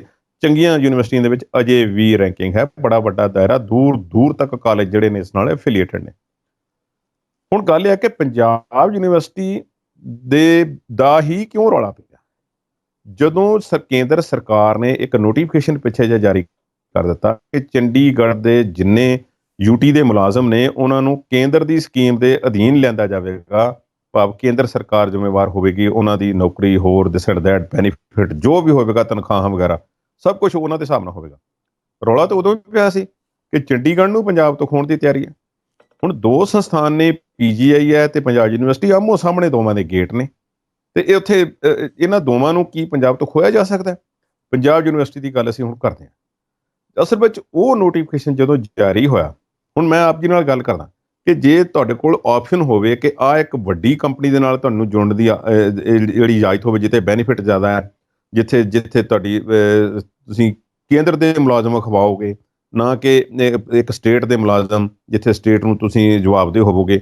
ਇੱਕ ਅਪਰੋਚ ਵੱਧ ਜਾਂਦੀ ਹੈ, ਇੱਕ ਦਾਇਰਾ ਵੱਧ ਜਾਂਦਾ ਹੈ, ਭਾਵੇਂ ਤਨਖਾਹ ਦੇ ਵਿੱਚ ਬਹੁਤਾ ਫਰਕ ਨਾ ਹੋਵੇ, ਪਰ ਫੇਰ ਵੀ ਸੀਗਾ। ਉਹ ਇਸ ਕਰਕੇ ਕਿ ਜਦੋਂ ਮੁਲਾਜ਼ਮ ਜਿਹੜੇ ਸੀ ਉਹ ਕੇਂਦਰ ਦੇ ਨਾਲ ਜੁੜ ਗਏ, ਉਹਨਾਂ ਨੇ ਕੱਛਾਂ ਵਜਾਈਆਂ ਕਿ ਇਹ ਤੇ ਕੰਮ ਬਣ ਗਿਆ ਸਾਡਾ, ਠੀਕ ਹੈ ਭਾਈ, ਜਿਹੜੀ ਅਸੀਂ ਮੰਗ ਰੱਖੀ ਹੋਈ ਸੀ ਸਰਕਾਰ ਨੇ ਮੰਨ ਲਈ ਹੈ।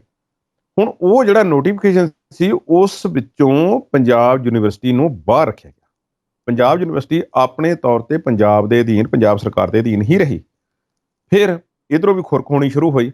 ਅਸਲ ਵਿੱਚ ਕਸੂਰ ਜਿਹੜਾ ਹੈ ਉਹ ਅਸੀਂ ਇਹ ਨਹੀਂ ਕਹਿ ਸਕਦੇ ਕਿ ਉੱਥੇ ਦੇ ਜਿਹੜੇ ਪ੍ਰੋਫੈਸਰ ਸਾਹਿਬਾਨ ਨੇ, ਯੂਨੀਵਰਸਿਟੀਆਂ ਦੇ ਡੀਨ ਨੇ, ਵਾਈਸ ਚਾਂਸਲਰ, ਦੂਜੇ ਤੀਜੇ ਹੋਰ ਵੱਡੇ ਅਧਿਕਾਰੀ, ਉਹਨਾਂ ਨੂੰ ਜੀ ਅਸੀਂ ਕਹੀਏ ਕਿ ਉਹ ਚਾਹੁੰਦੇ ਸੀ ਕਿ ਅਸੀਂ ਕਿਸੇ ਨਾ ਕਿਸੇ ਤਰੀਕੇ ਕੇਂਦਰ ਸਰਕਾਰ ਦੇ ਅਧੀਨ ਪਹੁੰਚ ਜਾਈਏ, ਚਲੇ ਜਾਈਏ। ਕਿਹਾ ਤਾਂ ਉਹਨਾਂ ਨੇ ਹੋਵੇਗਾ, ਜਾਂ ਕਿਸੇ ਨੇ ਅਪਰੋਚ ਕੀਤੀ, ਗੱਲ ਚਲਾਈ, ਤੋਰ ਦਿਓ ਗੱਲ, ਤੇ ਫਿਰ ਪਤਾ ਲੱਗ ਜੂ ਕਿ ਕੀ ਹੁੰਦਾ ਜਾਂ ਨਹੀਂ ਹੁੰਦਾ। ਪਰ ਗੱਲ ਇਹ ਹੈ ਕਿ ਇਸ ਮਾਮਲੇ ਦੇ ਵਿੱਚ ਜ਼ਿੰਮੇਵਾਰ ਰਹੀ ਜਿਹੜੀ ਆ, ਜੇ ਕੋਈ, ਉਸ ਪੰਜਾਬ ਸਰਕਾਰ ਹੀ ਹੈ। ਇਹ ਸਥਿਤੀ ਆਉਣ ਤੱਕ ਵੀ ਪੰਜਾਬ ਯੂਨੀਵਰਸਿਟੀ ਪੰਜਾਬ ਕੋਲ ਹੀ ਰਹੇਗੀ। ਕੇਂਦਰ ਨੇ ਕਲੀਅਰ ਕਰ ਦਿੱਤਾ ਹੈ। ਬਿਕਰਮਜੀਤ ਸਿੰਘ ਸਾਨੀ ਰਾਜ ਸਭਾ ਮੈਂਬਰ ਨੇ ਸਵਾਲ ਪੁੱਛਿਆ ਤਾਂ ਉਸਦੇ ਜਵਾਬ 'ਚ ਕਹਿ ਦਿੱਤਾ ਕਿ ਸਾਡਾ ਪੰਜਾਬ ਯੂਨੀਵਰਸਿਟੀ ਦਾ ਕੇਂਦਰੀਕਰਨ ਕਰਨ ਦਾ ਕੋਈ ਵਿਚਾਰ ਨਹੀਂ। ਤੁਸੀਂ ਜਰਾ ਦਿਮਾਗ ਨਾਲ ਸੋਚੋ, ਉਹ ਸਰਕਾਰਾਂ ਤੇ ਆਪਣੀ ਜ਼ਿੰਮੇਵਾਰੀ ਤੋਂ ਭੱਜ ਰਹੀਆਂ ਨੇ। ਸਾਡੀ ਸਭ ਤੋਂ ਵੱਡੀ 에ਅਰਲਾਈਨ ਵੇਚ ਦਿੱਤੀ, ਸਾਡੇ ਹਵਾਈ ਅੱਡੇ ਜਿਹੜੇ ਸੀ ਪ੍ਰਾਈਵੇਟ ਨੂੰ ਦੇ ਦਿੱਤੇ, ਤੇ ਯੂਨੀਵਰਸਿਟੀ ਰੱਖ ਕੇ ਉਹ ਕਿਵੇਂ ਚਲਾਉਣਗੇ? ਕੀ ਪੜਾਉਣਾ ਇੱਥੇ ਉਹਨਾਂ ਨੇ?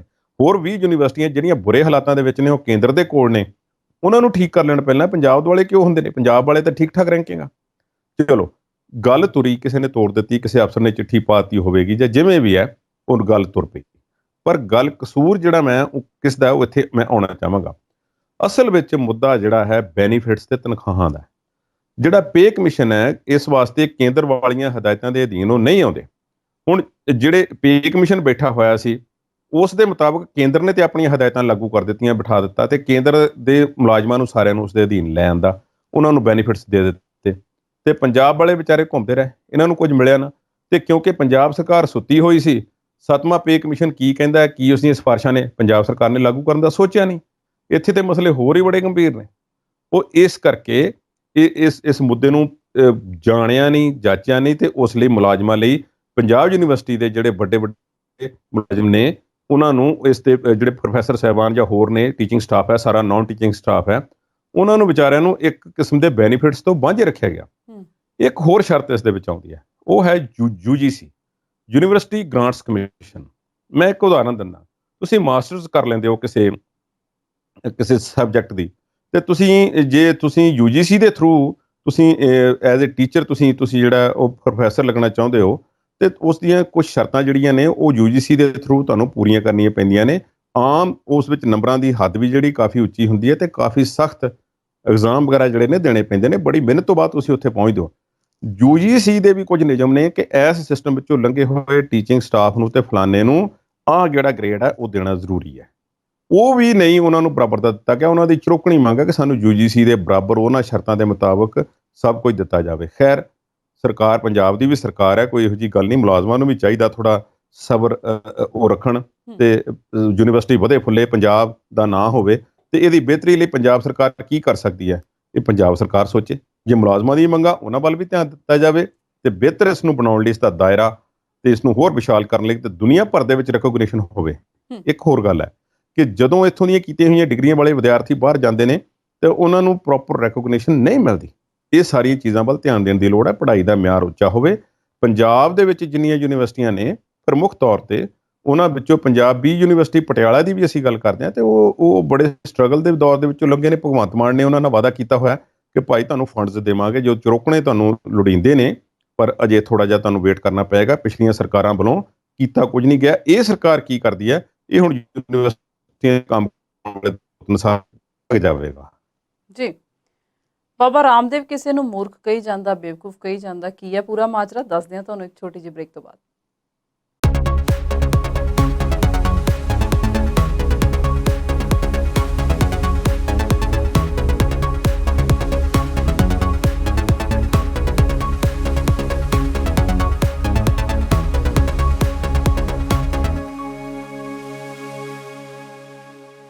ਪ੍ਰੋਗਰਾਮ ਦੇ ਅਖੀਰਲੇ ਹਿੱਸੇ ਵਿੱਚ ਵਿਚਾਰ ਚਰਚਾ ਦੇਖ ਰਹੇ ਦਰਸ਼ਕਾਂ ਦਾ ਇੱਕ ਵਾਰ ਫਿਰ ਤੋਂ ਸਵਾਗਤ ਕਰਦੇ ਹਾਂ। ਕੁਲਦੀਪ ਜੀ, ਇਸ ਤੋਂ ਪਹਿਲਾਂ ਕਿ ਅਸੀਂ ਰਾਮਦੇਵ ਦੀ ਗੱਲ ਕਰ ਲਈਏ, ਸਾਬਕਾ ਕਾਂਗਰਸੀ ਮੰਤਰੀ ਸਾਧੂ ਸਿੰਘ ਧਰਮਸੋਤ ਦੀ ਵੀ ਗੱਲ ਕਰਨੀ ਬਣਦੀ ਹੈ ਜੀ।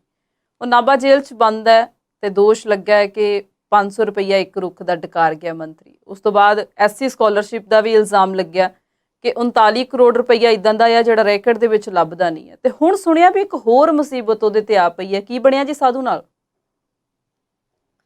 ਜਿੰਨੀਆਂ ਕੁ ਮੁਸੀਬਤਾਂ ਸਾਧੂ ਸਿੰਘ ਧਰਮਸੋਤ ਤੇ ਪੈ ਰਹੀਆਂ ਨੇ, ਮੁਸੀਬਤ ਤੇ ਅਸੀਂ ਤਾਂ ਆਖੀਏ ਕਿ ਜੇ ਉਹ ਅਚਾਨਕ ਆ ਪਈਆਂ ਹੋਣ, ਇਹ ਤੇ ਆਪੇ ਸਹੇੜੀਆਂ ਹੋਈਆਂ ਨੇ। ਜਿੰਨੇ ਮੁੱਦੇ ਤੁਸੀਂ ਗਿਣਾਏ ਨੇ ਸਵਲੀਨ, ਇਹ ਤੇ ਇਵੇਂ ਸੀ ਜਿਵੇਂ ਕਿ ਰਾਈਟਿੰਗ ਔਨ ਦਾ ਵਾਲ ਸੀ ਕਿ ਇਹ ਤੇ ਸਾਹਮਣੇ ਆਉਣੇ ਨੇ।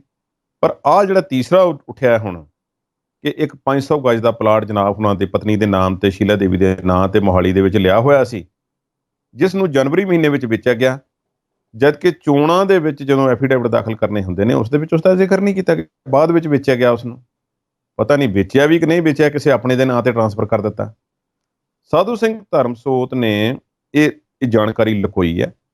ਨਾਭਾ ਜੇਲ੍ਹ ਦੇ ਵਿੱਚ ਜਨਾਬ ਹੋਰੀ ਬੰਦ ਨੇ। ਡਿਟੇਲਸ ਨਿਕਲ ਕੇ ਸਾਹਮਣੇ ਆ ਰਹੀਆਂ ਨੇ। ਜਿਵੇਂ ਕਹਿੰਦੇ ਨੇ ਕਿ ਇੱਕ ਗੱਲ ਮੁੱਕਦੀ ਨਹੀਂ ਤੇ ਦੂਸਰੀ ਤਿਆਰ ਹੋ ਜਾਂਦੀ ਹੈ। ਉਹ ਜਿਹੜੇ ਮਾਮਲੇ ਦੇ ਵਿੱਚ ਅੰਦਰ ਨੇ, ਕਿਸੇ ਨੂੰ ਚੇਤਾ ਵੀ ਨਹੀਂ ਸੀ। ਵਜ਼ੀਫਿਆਂ ਵਾਲੀ ਗੱਲ ਦਾ ਤਾਂ ਪਹਿਲਾਂ ਵੀ ਰੌਲਾ ਪੈਂਦਾ ਸੀ ਕਿ ਕਲੀਨ ਚਿੱਟ ਦੇਣ ਲੱਗਿਆਂ ਨੇ, ਕਲੀਨ ਚਿੱਟ ਇਸ ਤਰ੍ਹਾਂ ਕੋਈ ਕੱਢੀ ਜਿਵੇਂ ਦਰਾਜ ਦੇ ਵਿੱਚੋਂ ਕੱਢਣੀ ਹੁੰਦੀ ਹੈ, ਤੇ ਆਹ ਫੜੋ ਜੀ, ਇੱਕ ਤੁਸੀਂ ਲੈ ਜਾਓ ਤੇ ਇਹ ਰੱਖੋ ਜੇਬ ਦੇ ਵਿੱਚ, ਤੇ ਜਿੱਥੇ ਮਰਜ਼ੀ ਤੁਸੀਂ ਐਜ਼ ਏ ਮਿਨਿਸਟਰ ਵੀ ਤੁਸੀਂ ਕੋਈ ਤੁਹਾਨੂੰ ਫਰਕ ਨਹੀਂ ਪਵੇਗਾ। ਪਰ ਥੋੜ੍ਹਾ ਜਿਹਾ ਸ਼ੱਕ ਸ਼ੁਬਾ ਤੇ ਹੋਣਾ ਸ਼ੁਰੂ ਹੋ ਗਿਆ ਸੀ। ਚਰਨਜੀਤ ਸਿੰਘ ਚੰਨੀ ਦੀ ਵਜ਼ਾਰਤ ਦੇ ਵਿੱਚ ਉਹਨਾਂ ਨੂੰ ਸ਼ਾਮਲ ਨਹੀਂ ਕੀਤਾ ਗਿਆ। ਫਿਰ ਮੁੱਦਾ ਉੱਠ ਪਿਆ ਕਿ ਭਾਈ ਨਹੀਂ, ਇਹ ਇੱਕ ਖਾਸ ਭਾਈਚਾਰਾ ਹੈ, ਉਹਦੇ ਨਾਲ ਸੰਬੰਧਿਤ ਨੇ, ਫਲਾਨਾ ਹੈ, ਦਿਸ ਐਂਡ ਦੈਟ, ਤੇ ਉਹ ਉਸ ਕਰਕੇ ਉਹਨਾਂ ਨੂੰ ਜਿਹੜਾ ਜਾ ਰਿਹਾ। ਇਹ ਸਾਰੀਆਂ ਗੱਲਾਂ ਨੂੰ ਇੱਕ ਪਾਸੇ ਰੱਖਦੇ ਹੋਏ ਸਾਨੂੰ ਇਹ ਸੋਚਣਾ ਬਣਦਾ ਹੈ ਕਿ ਪੰਜਾਬ ਦੇ ਹੱਕਾਂ ਨੂੰ ਜੋ ਖਾਏਗਾ, ਜੋ ਲੁੱਟੇਗਾ ਤੇ ਇੱਥੇ ਇਸ ਤਰ੍ਹਾਂ ਦੇ ਕੰਮ ਕਰੇਗਾ, ਉਸ ਨੂੰ ਇਹ ਦਿਨ ਦੇਖਣੇ ਪੈਣੇ ਨੇ। ਪੰਜਾਬ ਦੇ ਵਿੱਚ ਇਸ ਵੇਲੇ ਸਭ ਤੋਂ ਹੌਟ ਜਗ੍ਹਾ ਜਿਹੜੀ ਹੈ ਉਹ ਪਟਿਆਲਾ ਜੇਲ੍ਹ ਹੈ। ਜਿਸ ਤਰ੍ਹਾਂ ਦੇ ਮਹਾਰਥੀ ਉੱਥੇ ਬੰਦ ਨੇ, ਮੈਂ ਉਹਦੀ ਗੱਲ ਕਰ ਰਿਹਾ। ਪਰ ਨਾਭਾ ਦੇ ਵਿੱਚ ਸਾਧੂ ਸਿੰਘ ਧਰਮਸੋਤ ਨੇ, ਥੋੜ੍ਹੇ ਦਿਨ ਹੋਏ ਨੇ ਅਜੇ, ਕਾਂਗਰਸੀ ਕੁਝ ਆਗੂ ਉਹਨਾਂ ਨੂੰ ਮਿਲ ਕੇ ਵੀ ਆਏ ਨੇ। ਪਰ ਦੱਸਿਆ ਇਹ ਜਾਂਦਾ ਹੈ ਕਿ ਉਹਨਾਂ ਦੇ ਨੇੜਲੇ ਜਿਹੜੇ ਬਹੁਤੇ ਉਹਨਾਂ ਦੇ ਸਹਿਯੋਗੀ ਖੱਬੀਆਂ ਸੱਜੀਆਂ ਬਾਹਾਂ ਸਨ, ਉਹ ਉਹਨਾਂ ਨੂੰ ਬਹੁਤਾ ਮਿਲਣ ਮੁਲਣ ਨਹੀਂ ਜਾਂਦੇ। ਧਰਮਸੋਤ ਸਾਹਿਬ ਦਾ ਕਾਰਜਕਾਲ ਇਸ ਤਰ੍ਹਾਂ ਦਾ ਰਿਹਾ ਹੈ ਕਿ ਉਹ ਹੁਣ ਮੁਸੀਬਤਾਂ ਵਿੱਚ ਹੋਰ ਵੀ ਫਸ ਸਕਦੇ ਨੇ। ਇਹ ਤੀਸਰੀ ਜਿਹੜੀ ਆਈ ਹੈ, ਇਹ ਆਖਰੀ ਨਹੀਂ ਹੈ। ਹੁਣ ਇਲੈਕਸ਼ਨ ਕਮਿਸ਼ਨ ਨੂੰ ਜਦੋਂ ਤੁਸੀਂ ਜਾਣਕਾਰੀ ਦਿੰਦੇ ਹੋ, ਭਾਰਤ ਦੇ ਵਿੱਚ ਕਰਪਸ਼ਨ ਨੂੰ ਲੈ ਕੇ, ਹੋਰ ਚੀਜ਼ਾਂ ਨੂੰ ਲੈ ਕੇ ਬੜਾ ਇੱਕ ਸੌਫਟ ਜਿਹਾ ਰਵੱਈਆ ਪਿਛਲੇ ਸਾਲਾਂ ਦੇ ਵਿੱਚ ਜਿਹੜਾ ਇਖਤਿਆਰ ਕੀਤਾ ਗਿਆ। ਠੀਕ ਹੈ, ਉਹ ਕਰਦਾ, ਫਲਾਣੇ ਨੇ ਵੀ ਹੋ ਸਕਦਾ, ਸਬੂਤ ਜਿਹੜੇ ਨੇ ਉਹ ਮਿਟਾ ਮਟੂ ਦਿੱਤੇ ਜਾਂਦੇ ਨੇ, ਗਵਾਹ ਬੈਠ ਜਾਂਦੇ ਨੇ, ਸਭ ਕੁਝ ਹੁੰਦਾ। ਪਰ ਜਦੋਂ ਇਲੈਕਸ਼ਨ ਕਮਿਸ਼ਨ ਦੀ ਗੱਲ ਆਉਂਦੀ ਹੈ ਤਾਂ ਥੋੜ੍ਹੇ ਬਹੁਤੇ ਨਿਯਮ ਜਿਹੜੇ ਨੇ ਨਾ, ਉਹ ਫੋਲੋ ਕੀਤੇ ਜਾਂਦੇ ਰਹੇ ਨੇ। ਇਹਨੂੰ ਜਿਸ ਤਰ੍ਹਾਂ ਮਰਜ਼ੀ ਸਮਝ ਲਓ।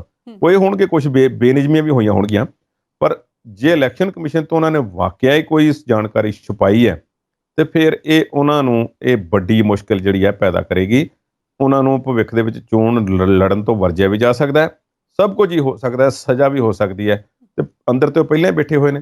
ਸੋ ਸਾਧੂ ਸਿੰਘ ਧਰਮਸੋਤ ਵਾਸਤੇ ਮੁਸ਼ਕਲਾਂ ਵੱਧ ਗਈਆਂ ਨੇ। ਅਜੇ ਤੱਕ ਇਹ ਗੱਲ ਹੈ ਕਿ ਜੋ ਉਹਨਾਂ ਨੇ ਰੁੱਖਾਂ ਦੇ ਵਿੱਚੋਂ ਜੋ ਪੈਸਿਆਂ ਦਾ ਇਲਜ਼ਾਮ ਉਹਨਾਂ ਤੇ ਲੱਗ ਰਿਹਾ, ਉਸ ਦੇ ਬਾਰੇ ਮੈਂ ਕਹਿੰਦਾ ਥੋੜ੍ਹੀ ਜਿਹੀ ਜਾਨ ਉਹਨਾਂ ਦੀ ਕਿਤੇ ਮਾੜੀ ਮੋਟੀ ਸੌਖੀ ਹੋ ਸਕਦੀ, ਕਿਉਂਕਿ ਇੱਕ ਪੂਰਾ ਨੈਕਸਸ ਸੀ ਤੇ ਉਸ ਵਿੱਚੋਂ ਜਾਂਚ, ਉਸ ਦੀ ਡਿਟੇਲ, ਕੌਣ ਕਿਵੇਂ ਕੀ, ਸੰਗਤ ਸਿੰਘ ਗਿੱਲ ਜੀਆਂ ਜਿਵੇਂ ਜ਼ਮਾਨਤ ਲੈ ਗਏ ਨੇ, ਹੋਰ ਇਸ ਤਰ੍ਹਾਂ ਦੇ ਬਹੁਤ ਸਾਰੇ ਕੇਸ ਵਗੈਰਾ ਜਿਹੜੇ ਨੇ ਉਹ ਨਿਕਲਣੇ ਨੂੰ ਸਮਾਂ ਲੱਗੇਗਾ ਤੇ ਉਸਦੇ ਸਬੂਤ ਵਗੈਰਾ ਸਰਕਾਰ ਐਵੇਂ ਨਹੀਂ ਇਕੱਠੇ ਕਰ ਸਕਦੀ। ਪਰ ਇਹ ਮਾਮਲੇ ਦੇ ਵਿੱਚ ਉਹ ਮੈਨੂੰ ਲੱਗਦਾ ਹੈ ਕਿ ਹੁਣ ਹੋਰ ਜ਼ਿਆਦਾ ਮੁਸੀਬਤ ਵਿੱਚ ਫਸ ਗਏ ਨੇ। ਜੀ, ਜਾਂਦੇ ਜਾਂਦੇ ਗੱਲ ਕਰ ਲਈਏ ਸਲਵਾਰੀ ਬਾਬੇ ਰਾਮਦੇਵ ਦੀ। ਉਹ ਕਹਿੰਦਾ ਲੋਕਾਂ ਨੂੰ ਮੂਰਖ ਨਾ ਬਣਾਓ, ਕਾਫੀ ਤੱਤਾ ਹੋਇਆ ਫਿਰਦਾ। ਕੀ ਗੱਲ ਹੋ ਗਈ ਜੀ? ਦੇਖੋ, ਕੋਵਿਡ ਦਾ ਦੌਰ ਸਾਰਿਆਂ ਨੇ ਵੇਖਿਆ। ਜਦੋਂ ਸਾਰੀ ਦੁਨੀਆ ਇਸ ਕੋਵਿਡ ਦੀ ਬਿਮਾਰੀ ਨਾਲ ਸਿੱਝਣ ਦੇ ਵਿੱਚ ਲੱਗੀ ਹੋਈ ਸੀ, ਉਦੋਂ ਬਾਬਾ ਰਾਮਦੇਵ ਆਪਣੇ ਹੀ ਬਿਜ਼ਨਸ ਦੇ ਵਿੱਚ ਲੱਗੇ ਹੋਏ ਸੀ। ਉਹ ਇੱਕ ਕੋਵਿਡ ਦੀ ਦਵਾਈ ਕੱਢ ਦਿੱਤੀ, ਕੋਰੋਨਲ। ਭਾਈ ਕੋਵਿਡ ਦੀ ਦਵਾਈ ਨਹੀਂ ਸੀ, ਕੋਵਿਡ ਰੋਕੂ ਟੀਕੇ ਨੇ, ਉਹ ਬਣੇ ਨੇ। ਉਹ 1.5-2 ਸਾਲ ਦੀ ਖੋਜ ਤੋਂ ਬਾਅਦ ਨਿਕਲੇ ਨੇ। ਉਹਨਾਂ ਬਾਰੇ ਵੀ ਖੈਰ ਸਿਆਸਤ ਬਹੁਤ ਹੈ, ਪਰ ਬਾਬਾ ਰਾਮਦੇਵ ਜਿਸ ਪੁਆਇੰਟ ਆਫ ਵਿਊ ਤੋਂ ਗੱਲ ਕਰ ਰਹੇ ਨੇ, ਅਸੀਂ ਉਹਦੀ ਗੱਲ ਕਰਦੇ ਹਾਂ। ਅਸਲ ਵਿੱਚ ਉਹਨਾਂ ਦੇ ਜਿਹੜੀ ਪਤੰਜਲੀ ਯੋਗ ਪੀਠ ਹੈ, ਤੇ ਜਿਹੜੇ ਨੇ ਆਚਾਰੀਆ ਬਾਲਾ ਕ੍ਰਿਸ਼ਨਨ, ਜਿਹੜੇ ਜ਼ਿਆਦਾ ਬਿਜ਼ਨਸ ਲਾਉਂਦੇ ਨੇ ਜਿਹੜਾ ਪਤੰਜਲੀ ਯੋਗ ਪੀਠ ਦਾ, ਉਹਨਾਂ ਦੇ ਬਾਰੇ ਇਹ ਗੱਲ ਹੈ ਕਿ ਉਹ ਉਹਨਾਂ ਦਾ ਜਨਮ ਦਿਨ ਮਨਾਉਣਾ ਸੀ। ਉਸ ਜਨਮ ਦਿਨ ਦੇ ਮੌਕੇ ਤੇ ਵੱਡੇ ਵੱਡੇ ਗੈਸਟ ਬੁਲਾਏ ਗਏ, ਜਿਨ੍ਹਾਂ ਵਿੱਚ ਮੁੱਖ ਮੰਤਰੀ ਵੀ, ਹੋਰ ਮੰਤਰੀ ਤੇ ਪਤਾ ਨਹੀਂ ਕਿੰਨੇ ਕਿੰਨੇ ਵੱਡੇ ਅਫਸਰ ਸਾਹਿਬਾਨ ਉੱਥੇ ਮੌਜੂਦ ਸਨ। ਉਹਨਾਂ ਸਾਰਿਆਂ ਦੀ ਮੌਜੂਦਗੀ ਦੇ ਵਿੱਚ ਇੱਕ ਵਾਰ ਫਿਰ ਐਲੋਪੈਥਿਕ ਜਿਹੜਾ ਪੈਟਰਨ ਹੈ ਇਲਾਜ ਦਾ, ਉਸ ਦੇ ਉੱਪਰ ਬਾਬਾ ਜੀ ਨੇ ਜਿਹੜੇ ਸ਼ਿਕੰਜਾ ਕੱਸਿਆ। ਉਹਨਾਂ ਨੇ ਖਿੱਚ ਕੇ ਉਹਨਾਂ ਨੇ ਗੱਲ ਕੀਤੀ ਕਿ ਦੇਖੋ, ਲੋਕਾਂ ਨੂੰ ਬੇਵਕੂਫ ਬਣਾਇਆ ਗਿਆ। ਫਲਾਣੇ ਬੰਦੇ ਨੇ 3 ਟੀਕੇ ਲਵਾ ਲਏ, ਅਮਰੀਕਾ ਦੇ ਰਾਸ਼ਟਰਪਤੀ ਨੇ ਇੰਨੇ ਟੀਕੇ ਲਗਵਾ ਲਏ, ਉਸਨੂੰ ਫਿਰ ਕਰੋਨਾ ਹੋ ਗਿਆ। ਫਲਾਣੇ ਨੇ ਇੰਨੇ ਲਵਾਏ, ਉਹਨੂੰ ਫਿਰ ਹੋ ਗਿਆ। ਉਹ ਬਾਬਾ ਜੀ ਨੂੰ ਕਿਨ ਕਹਿ ਦਿੱਤਾ ਕਿ ਟੀਕੇ ਲਗਵਾਉਣ ਤੋਂ ਬਾਅਦ ਕਰੋਨਾ ਨਹੀਂ ਹੋ ਸਕਦਾ? ਭਾਈ, ਜੇ ਉਸ ਦਾ ਇੰਪੈਕਟ ਘਟਦਾ ਹੈ, ਜੋ ਸਾਇੰਸ ਕਹਿ ਰਹੀ ਹੈ, ਅਸੀਂ ਉਸ ਤੇ ਬਿਲੀਵ ਕਰਦੇ ਹਾਂ। 51 ਦਵਾਈਆਂ ਨਾਲ ਲਾਂਚ ਕਰ ਦਿੱਤੀਆਂ ਉੱਥੇ ਨਵੀਆਂ। ਇਹ ਆਯੁਰਵੇਦ ਜਿਹੜਾ ਹੈ, ਇਹ ਹੋਈ ਸਭ ਤੋਂ ਵਧੀਆ। ਤੁਸੀਂ ਆਪਣਾ ਜਿਹੜਾ ਇੱਕ ਕਿਉਰ ਪੈਟਰਨ ਹੈ, ਇੱਕ ਸਿਸਟਮ ਹੈ, ਆਯੁਰਵੇਦ ਹੈ, ਉਹਨੂੰ ਅੱਗੇ ਵਧਾਓ। ਕੁਲਦੀਪ ਜੀ, ਉਹਨਾਂ ਨੇ ਤੇ ਜੋ ਬਾਈਡਨ ਦੀ ਐਗਜ਼ਾਮਪਲ ਵੀ ਦਿੱਤੀ ਹੈ। WHO ਦੇ 99% ਲੋਕਾਂ ਨੂੰ ਕਹਿੰਦੇ ਕੋਵਿਡ ਹੋ ਗਿਆ। ਮੈਂ ਉਹੀ ਗੱਲ ਕਰਕੇ ਹਟਿਆ, ਜੋ ਬਾਈਡਨ ਦਾ ਨਾਮ ਇਸੇ ਕਰਕੇ ਲਿਆ ਕਿਉਂਕਿ ਉਹਨਾਂ ਨੇ TC ਦੇ ਬੇਰ ਨੂੰ ਹੱਥ ਪਾਇਆ ਕਿ ਜੋ ਬਾਈਡਨ ਦਾ ਨਾਮ ਲੈ ਦਿਓ। ਉਹ ਭਾਈ, ਜੋ ਬਾਈਡਨ ਨੇ ਇੰਜੈਕਸ਼ਨ ਲਗਵਾਏ ਹੋਣਗੇ, ਕਰੋਨਾ ਹੋ ਗਿਆ ਦਾ ਮਤਲਬ ਇਹ ਤਾਂ ਨਹੀਂ ਕਿ ਉਹਨਾਂ ਨੂੰ ਹੋ ਨਹੀਂ ਸਕਦਾ। ਕੋਵਿਡ ਦਾ ਟੀਕਾ ਕਦੋਂ ਕਹਿੰਦਾ ਕਿ ਤੁਹਾਨੂੰ ਹੁਣ ਕਰੋਨਾ ਲਾਗ ਨਹੀਂ ਲੱਗੇਗੀ, ਪਰ ਤੁਹਾਨੂੰ ਉਸ ਬਿਮਾਰੀ ਤੁਹਾਡੀ ਬੋਡੀ ਨੂੰ ਇਫੈਕਟ ਨਾ ਕਰੇ ਤੇ ਤੁਸੀਂ ਬਚੇ ਰਹੋ, ਜੀਵਿਤ ਰਹੋ, ਤੁਹਾਨੂੰ ਇਸ ਗੱਲ ਤੋਂ ਬਚਾਉਂਦਾ ਹੈ ਟੀਕਾ। ਦੁਨੀਆ ਭਰ ਦੇ ਵਿੱਚ ਖੋਜ ਹੋਈ ਇਸ ਮਾਮਲੇ ਤੇ। ਹਾਂ, ਇੱਕ ਵੱਖਰੀ ਗੱਲ ਹੈ ਕਿ ਇੱਕ ਖਾਸ ਕਿਸਮ ਦੀ ਵੇਵ ਜਿਹੜੀ ਆ ਭਾਰਤ ਦੇ ਵਿੱਚ ਜਾਂ ਪੰਜਾਬ ਦੇ ਵਿੱਚ ਹੁਣ ਫੇਰ ਵੇਖਣ ਨੂੰ ਮਿਲ ਰਹੀ ਹੈ। ਸਾਰੀ ਦੁਨੀਆ ਵਿੱਚ ਇਸ ਤਰ੍ਹਾਂ ਅਪ ਐਂਡ ਡਾਊਨ ਚੱਲਦਾ ਰਹਿਣਾ। ਕਿਤੇ ਲੋਕਾਂ ਨੇ ਮਾਸਕ ਦੀਆਂ ਪਾਬੰਦੀਆਂ ਦੁਨੀਆ ਵਿੱਚ ਹਟਾ ਦਿੱਤੀਆਂ ਨੇ, ਕਿਤੇ ਫਿਰ ਲੱਗੀਆਂ ਹੋਈਆਂ ਨੇ। ਇਸ ਗੱਲ ਬਾਰੇ ਬਹੁਤਾ ਫਿਕਰ ਕਰਨ ਦੀ ਬਾਬੇ ਨੂੰ ਲੋੜ ਨਹੀਂ ਹੈ। ਬਾਬੇ ਦਾ ਟੋਟਲੀ ਅਨਸਾਇੰਟੀਫਿਕ ਆ। ਮੈਂ ਮਾਫੀ ਚਾਹੁੰਦਾ ਉਹਨਾਂ ਸੱਜਣਾ ਪਾਸੋਂ ਜਿਹੜੇ ਬਾਬਾ ਜੀ ਦੀਆਂ ਦਵਾਈਆਂ, ਉਹਨਾਂ ਦੇ ਪ੍ਰੋਡਕਟ ਵਰਤਦੇ ਨੇ। ਵਰਤ ਲੈਣ, ਕੋਈ ਗੱਲ ਨਹੀਂ। ਤੁਸੀਂ ਆਪਣਾ ਪ੍ਰੋਡਕਟ ਆ, ਉਹਦੀ ਗੱਲ ਕਰੋ। ਉਹ ਦਵਾਈ ਜਿਹੜੀ ਤੁਸੀਂ ਬਣਾਈ ਆ, ਕੋਈ ਖਾਂਦਾ ਹੈ, ਕੋਈ ਖਾ ਲਵੇ, ਕੋਈ ਚੱਕਰ ਨਹੀਂ। ਪਰ ਤੁਸੀਂ ਆਪਣੇ ਸਿਸਟਮ ਨੂੰ ਵਧਾਉਣ ਦੀ ਖਾਤਰ ਦੂਸਰੇ ਨੂੰ ਭੰਡ ਨਹੀਂ ਸਕਦੇ। ਤੁਸੀਂ ਆਪਣੀ ਗੱਲ ਕਰੋ। ਇੰਡੀਅਨ ਮੈਡੀਕਲ ਐਸੋਸੀਏਸ਼ਨ ਵਾਲਿਆਂ ਨੇ ਜਦੋਂ ਤੱਕ ਬਾਬੇ ਨੂੰ ਧਮਕੀਆਂ ਨਹੀਂ ਦਿੱਤੀਆਂ, ਬਾਬਾ ਉਸ ਤੋਂ ਬਾਅਦ ਹੁਣ ਬੋਲਿਆ। ਔਰ ਜਦੋਂ ਇਹ ਬਿਮਾਰੀ ਸਿਖਰਾਂ ਤੇ ਸੀ ਤੇ ਬਾਬਾ ਜੀ ਪਤਾ ਨਹੀਂ ਕਿਹੜੇ ਭੋਰੇ ਵਿੱਚ ਬੜੇ ਹੋਏ ਸੀ, ਉਹ ਰਿਪੋਰਟ ਤੇ ਸਾਡੇ ਤੱਕ ਆਈ ਹੀ ਨਹੀਂ। ਤੇ ਬਾਲਾ ਕ੍ਰਿਸ਼ਨਨ ਜੀ ਜਦੋਂ ਇੱਕ ਵਾਰੀ ਥੋੜਾ ਜਿਹਾ ਉਹਨਾਂ ਨੂੰ ਸਿਹਤ ਦੀ ਗੜਬੜ ਜਿਹੀ ਹੋਈ ਤੇ ਫੋਟੋਆਂ ਉਹਨਾਂ ਦੀ ਸਾਰੀਆਂ ਨੇ ਵੇਖੀਆਂ ਨੇ, ਜਦੋਂ ਹਸਪਤਾਲ ਦੇ ਬੈੱਡ ਦੇ ਉੱਪਰ ਪਏ ਹੋਏ ਸੀ ਏਮਸ ਦੇ ਵਿੱਚ। ਫਿਰ ਉੱਥੇ ਕੀ ਜਾਣ ਦੀ ਲੋੜ ਸੀ? ਬਾਬਾ ਰਾਮਦੇਵ ਗਾਹੇ ਬਗਾਹੇ ਇਹੋ ਜਿਹੀਆਂ ਗੱਲਾਂ ਕਰਦੇ ਨੇ। ਮੁਆਫੀ ਮੰਗਣੀ ਚਾਹੀਦੀ ਹੈ। ਦੁਨੀਆ ਨੂੰ ਬੇਵਕੂਫ ਬਣਾਇਆ ਗਿਆ, ਮੂਰਖ ਬਣਾਇਆ ਗਿਆ ਦੁਨੀਆ ਨੂੰ, ਟੀਕੇ ਦੇ ਨਾਂ ਤੇ, ਕਰੋਨਾ ਦੇ ਨਾਂ ਤੇ। ਆਯੁਰਵੇਦ ਵਧੀਆ ਹੈ, ਠੀਕ ਹੈ, ਤੁਸੀਂ ਵੀ ਤੇ ਮੂਰਖ ਹੀ ਬਣਾਇਆ ਸੀ। 15 ਲੱਖ ਵਾਲੀ ਗੱਲ ਜਿਹੜੀ ਸੀ, ਤੁਸੀਂ ਹੁਣ ਕਿਉਂ ਨਹੀਂ ਬੋਲਦੇ? 2014 ਤੋਂ ਪਹਿਲਾਂ ਦੀ ਤੁਸੀਂ ਕੀਤੀ ਹੋਈ ਹੈ। ਕਿੰਨੀਆਂ ਤੁਸੀਂ ਗੱਲਾਂ ਕੀਤੀਆਂ ਸੀ ਕਿ ਸਰਕਾਰ ਨਵੀਂ ਆਵੇਗੀ ਤੇ ਆਹ ਹੋਵੇਗਾ, ਆਹ ਹੋਵੇਗਾ। ਤੁਸੀਂ ਉਹ ਗੱਲਾਂ ਹੁਣ ਜਵਾਬ ਕਿਉਂ ਨਹੀਂ ਦਿੰਦੇ ਲੋਕਾਂ ਨੂੰ? ਬਾਬਾ ਰਾਮਦੇਵ, ਮੈਂ ਸਮਝਦਾ ਕਿ ਸਿਰਫ ਔਰ ਸਿਰਫ ਉਹਨਾਂ ਨੇ ਚੰਗੇ ਯੋਗ ਗੁਰੂ ਨੇ। ਪਰ ਇੱਕ ਗੱਲ ਮੈਂ ਹੋਰ ਇੱਥੇ ਦੱਸਦਾ, ਯੋਗ ਜਿਹੜਾ ਹੈ ਇਹ ਹਜ਼ਾਰਾਂ ਸਾਲ ਪੁਰਾਣਾ ਇੰਡੀਆ ਦਾ ਸਿਸਟਮ ਹੈ, ਜਿਸ ਦੇ ਉੱਪਰ ਬਾਬਾ ਰਾਮਦੇਵ ਦੀ ਮੋਹਰ ਸਿਰਫ ਇਸ ਕਰਕੇ ਲੱਗ ਗਈ ਕਿ ਜਦੋਂ ਇਹ ਚੈਨਲਾਂ ਵਗੈਰਾ ਦਾ ਪਸਾਰਾ ਹੋਇਆ ਤੇ ਸਭ ਤੋਂ ਪਹਿਲਾਂ ਬਾਬਾ ਰਾਮਦੇਵ ਨੇ ਜਿਹੜਾ ਸੀ ਉਹ ਇਸ ਚੀਜ਼ ਨੂੰ ਲੋਕਾਂ ਦੇ ਸਾਹਮਣੇ ਪੇਸ਼ ਕਰਤਾ। ਯੋਗ ਗੁਰੂ ਤੇ ਉਹਨਾਂ ਤੋਂ ਬਹੁਤ ਵਧੀਆ ਪਏ ਨੇ ਭਾਰਤ ਦੇ ਵਿੱਚ, ਬਹੁਤ ਵਧੀਆ ਤਰੀਕੇ ਨਾਲ ਯੋਗ ਲੋਕਾਂ ਨੂੰ ਕਰਦੇ ਨੇ, ਕਰਾਉਂਦੇ ਨੇ, ਔਰ ਛੋਟੇ ਆਸ਼ਰਮਾਂ ਦੇ ਵਿੱਚ ਰਹਿੰਦੇ ਨੇ ਬਾਬੇ ਵਾਂਗ। ਉਹ ਥਾਂ ਤੇ ਇਸ ਨੇ ਮਹਿੰਗੇ ਸ਼ਿਵਰ ਲਾ ਕੇ ਤਾਂ ਲੋਕਾਂ ਨੂੰ ਇਸ ਤਰ੍ਹਾਂ ਕਰਕੇ ਨਹੀਂ ਵਿਖਾਉਂਦੇ। ਸੋ ਬਾਬਾ ਰਾਮਦੇਵ ਨੂੰ ਠੰਮਾ ਰੱਖਣਾ ਚਾਹੀਦਾ ਹੈ ਜੇ ਉਹ ਇਸ ਤਰ੍ਹਾਂ। ਔਰ ਮੈਨੂੰ ਇੱਕ ਹੋਰ ਗੱਲ ਦੀ ਹੈਰਾਨੀ, ਉਹ ਉਸ ਸਮਾਗਮ ਦੇ ਵਿੱਚ ਉਹ ਗੱਲਾਂ ਕਰ ਰਹੇ ਸੀ ਜਿੱਥੇ ਇੰਨੇ ਵੱਡੇ ਆਗੂ ਇੰਨੇ ਬੈਠੇ ਹੋਏ ਸੀ। ਉਹਨਾਂ ਨੂੰ ਕਿਸੇ ਨੂੰ ਇਸ ਗੱਲ ਦਾ ਅੰਦਾਜ਼ਾ ਨਹੀਂ ਕਿ ਜੇ ਮੁੱਖ ਮੰਤਰੀ ਉੱਥੇ ਬੈਠੇ ਹੋਏ ਨੇ, ਉਹਨਾਂ ਨੇ ਉਹ ਜਿਹੜੀ ਸਟੇਟ ਦਾ ਇੱਕ ਮੈਡੀਕਲ ਸਿਸਟਮ ਹੋਏਗਾ, ਉਹਨਾਂ ਦੇ ਕਿੰਨੇ ਡਾਕਟਰ ਸਾਹਿਬਾਨ ਹੋਣਗੇ, ਡਾਇਰੈਕਟਰ ਹੈਲਥ ਹੋਣਗੇ, ਸੈਕਟਰੀ ਹੋਣਗੇ, ਸਭ ਕੁਝ ਹੋਵੇਗਾ। ਉਹ ਸਾਰੇ ਅਧਿਕਾਰੀਆਂ ਨੂੰ ਜੋ ਕੱਲ ਨੂੰ ਮੁੱਖ ਮੰਤਰੀ ਸਾਹਿਬ ਨੂੰ ਪੁੱਛਣ ਕਿ ਜਦੋਂ ਸਾਡੀ ਬੇਇੱਜ਼ਤੀ ਹੋ ਰਹੀ ਸੀ ਤੇ ਤੁਸੀਂ ਬੋਲੇ ਕਿਉਂ ਨਹੀਂ, ਫਿਰ ਕੀ ਜਵਾਬ ਹੋਵੇਗਾ? ਪਰ ਇੱਥੇ ਜੁਰਤ ਨਹੀਂ ਹੈ, ਬਹੁਤ ਘੱਟ ਜੁਰਤ ਹੈ। ਜੇ ਕੋਈ ਕੱਲ ਨੂੰ ਪੁੱਛਦਾ ਹੈ ਤੇ ਫਿਰ ਪਤਾ ਲੱਗੇਗਾ ਬਾਬੇ ਨੂੰ। ਇੰਡੀਅਨ ਮੈਡੀਕਲ ਐਸੋਸੀਏਸ਼ਨ ਅਜੇ ਪ੍ਰੋਗਰਾਮ ਰਿਕਾਰਡ ਕੀਤੇ ਜਾਣ ਤੱਕ ਚੁੱਪ ਹੈ। ਹੋ ਸਕਦਾ ਫਿਰ ਜਵਾਬ ਦੇਣ ਬਾਬੇ ਨੂੰ। ਤੇ ਬਾਬਾ ਜੀ ਜਿਹੜੇ ਨੇ ਉਹ ਬੜੀ ਦੇਰ ਬਾਅਦ ਬੋਲੇ ਨੇ ਤੇ ਹੁਣ ਪਤਾ ਨਹੀਂ ਇਹ ਕੀ ਰੰਗ ਵਿਖਾਉਂਦੇ ਨੇ। ਜੀ, ਅੱਜ ਦੇ ਪ੍ਰੋਗਰਾਮ ਨੂੰ ਫਿਲਹਾਲ ਇੱਥੇ ਹੀ ਵਿਰਾਮ ਲਾਉਂਦੇ ਹਾਂ, ਦਰਸ਼ਕਾਂ ਕੋਲ ਵਿਦਾ ਲੈਂਦੇ ਹਾਂ। ਕੁਲਦੀਪ ਜੀ, ਤੁਹਾਡਾ ਬਹੁਤ ਧੰਨਵਾਦ, ਤੁਸੀਂ ਆਪਣੇ ਵਿਚਾਰ ਦਰਸ਼ਕਾਂ ਨਾਲ ਸਾਂਝੇ ਕੀਤੇ ਨੇ। ਉਮੀਦ ਕਰਦੇ ਹਾਂ ਕਿ ਸਾਡੇ ਦਰਸ਼ਕਾਂ ਨੂੰ ਸਾਡਾ ਅੱਜ ਦਾ ਇਹ ਪ੍ਰੋਗਰਾਮ ਚੰਗਾ ਲੱਗਿਆ ਹੋਵੇਗਾ। ਕੱਲ ਨੂੰ ਫਿਰ ਨਵੇਂ ਮੁੱਦਿਆਂ ਦੇ ਨਾਲ ਹਾਜ਼ਰੀ ਭਰਾਂਗੇ ਤੇ ਤੁਸੀਂ ਜੁੜੇ ਰਹਿਣਾ ਜੇ ਇਸੇ ਤਰ੍ਹਾਂ ਪੰਜਾਬੀ ਨੈਸ਼ਨਲ ਟੀਵੀ ਦੇ ਨਾਲ। ਉਮੀਦ ਤੁਹਾਡੀ, ਕੋਸ਼ਿਸ਼ ਸਾਡੀ।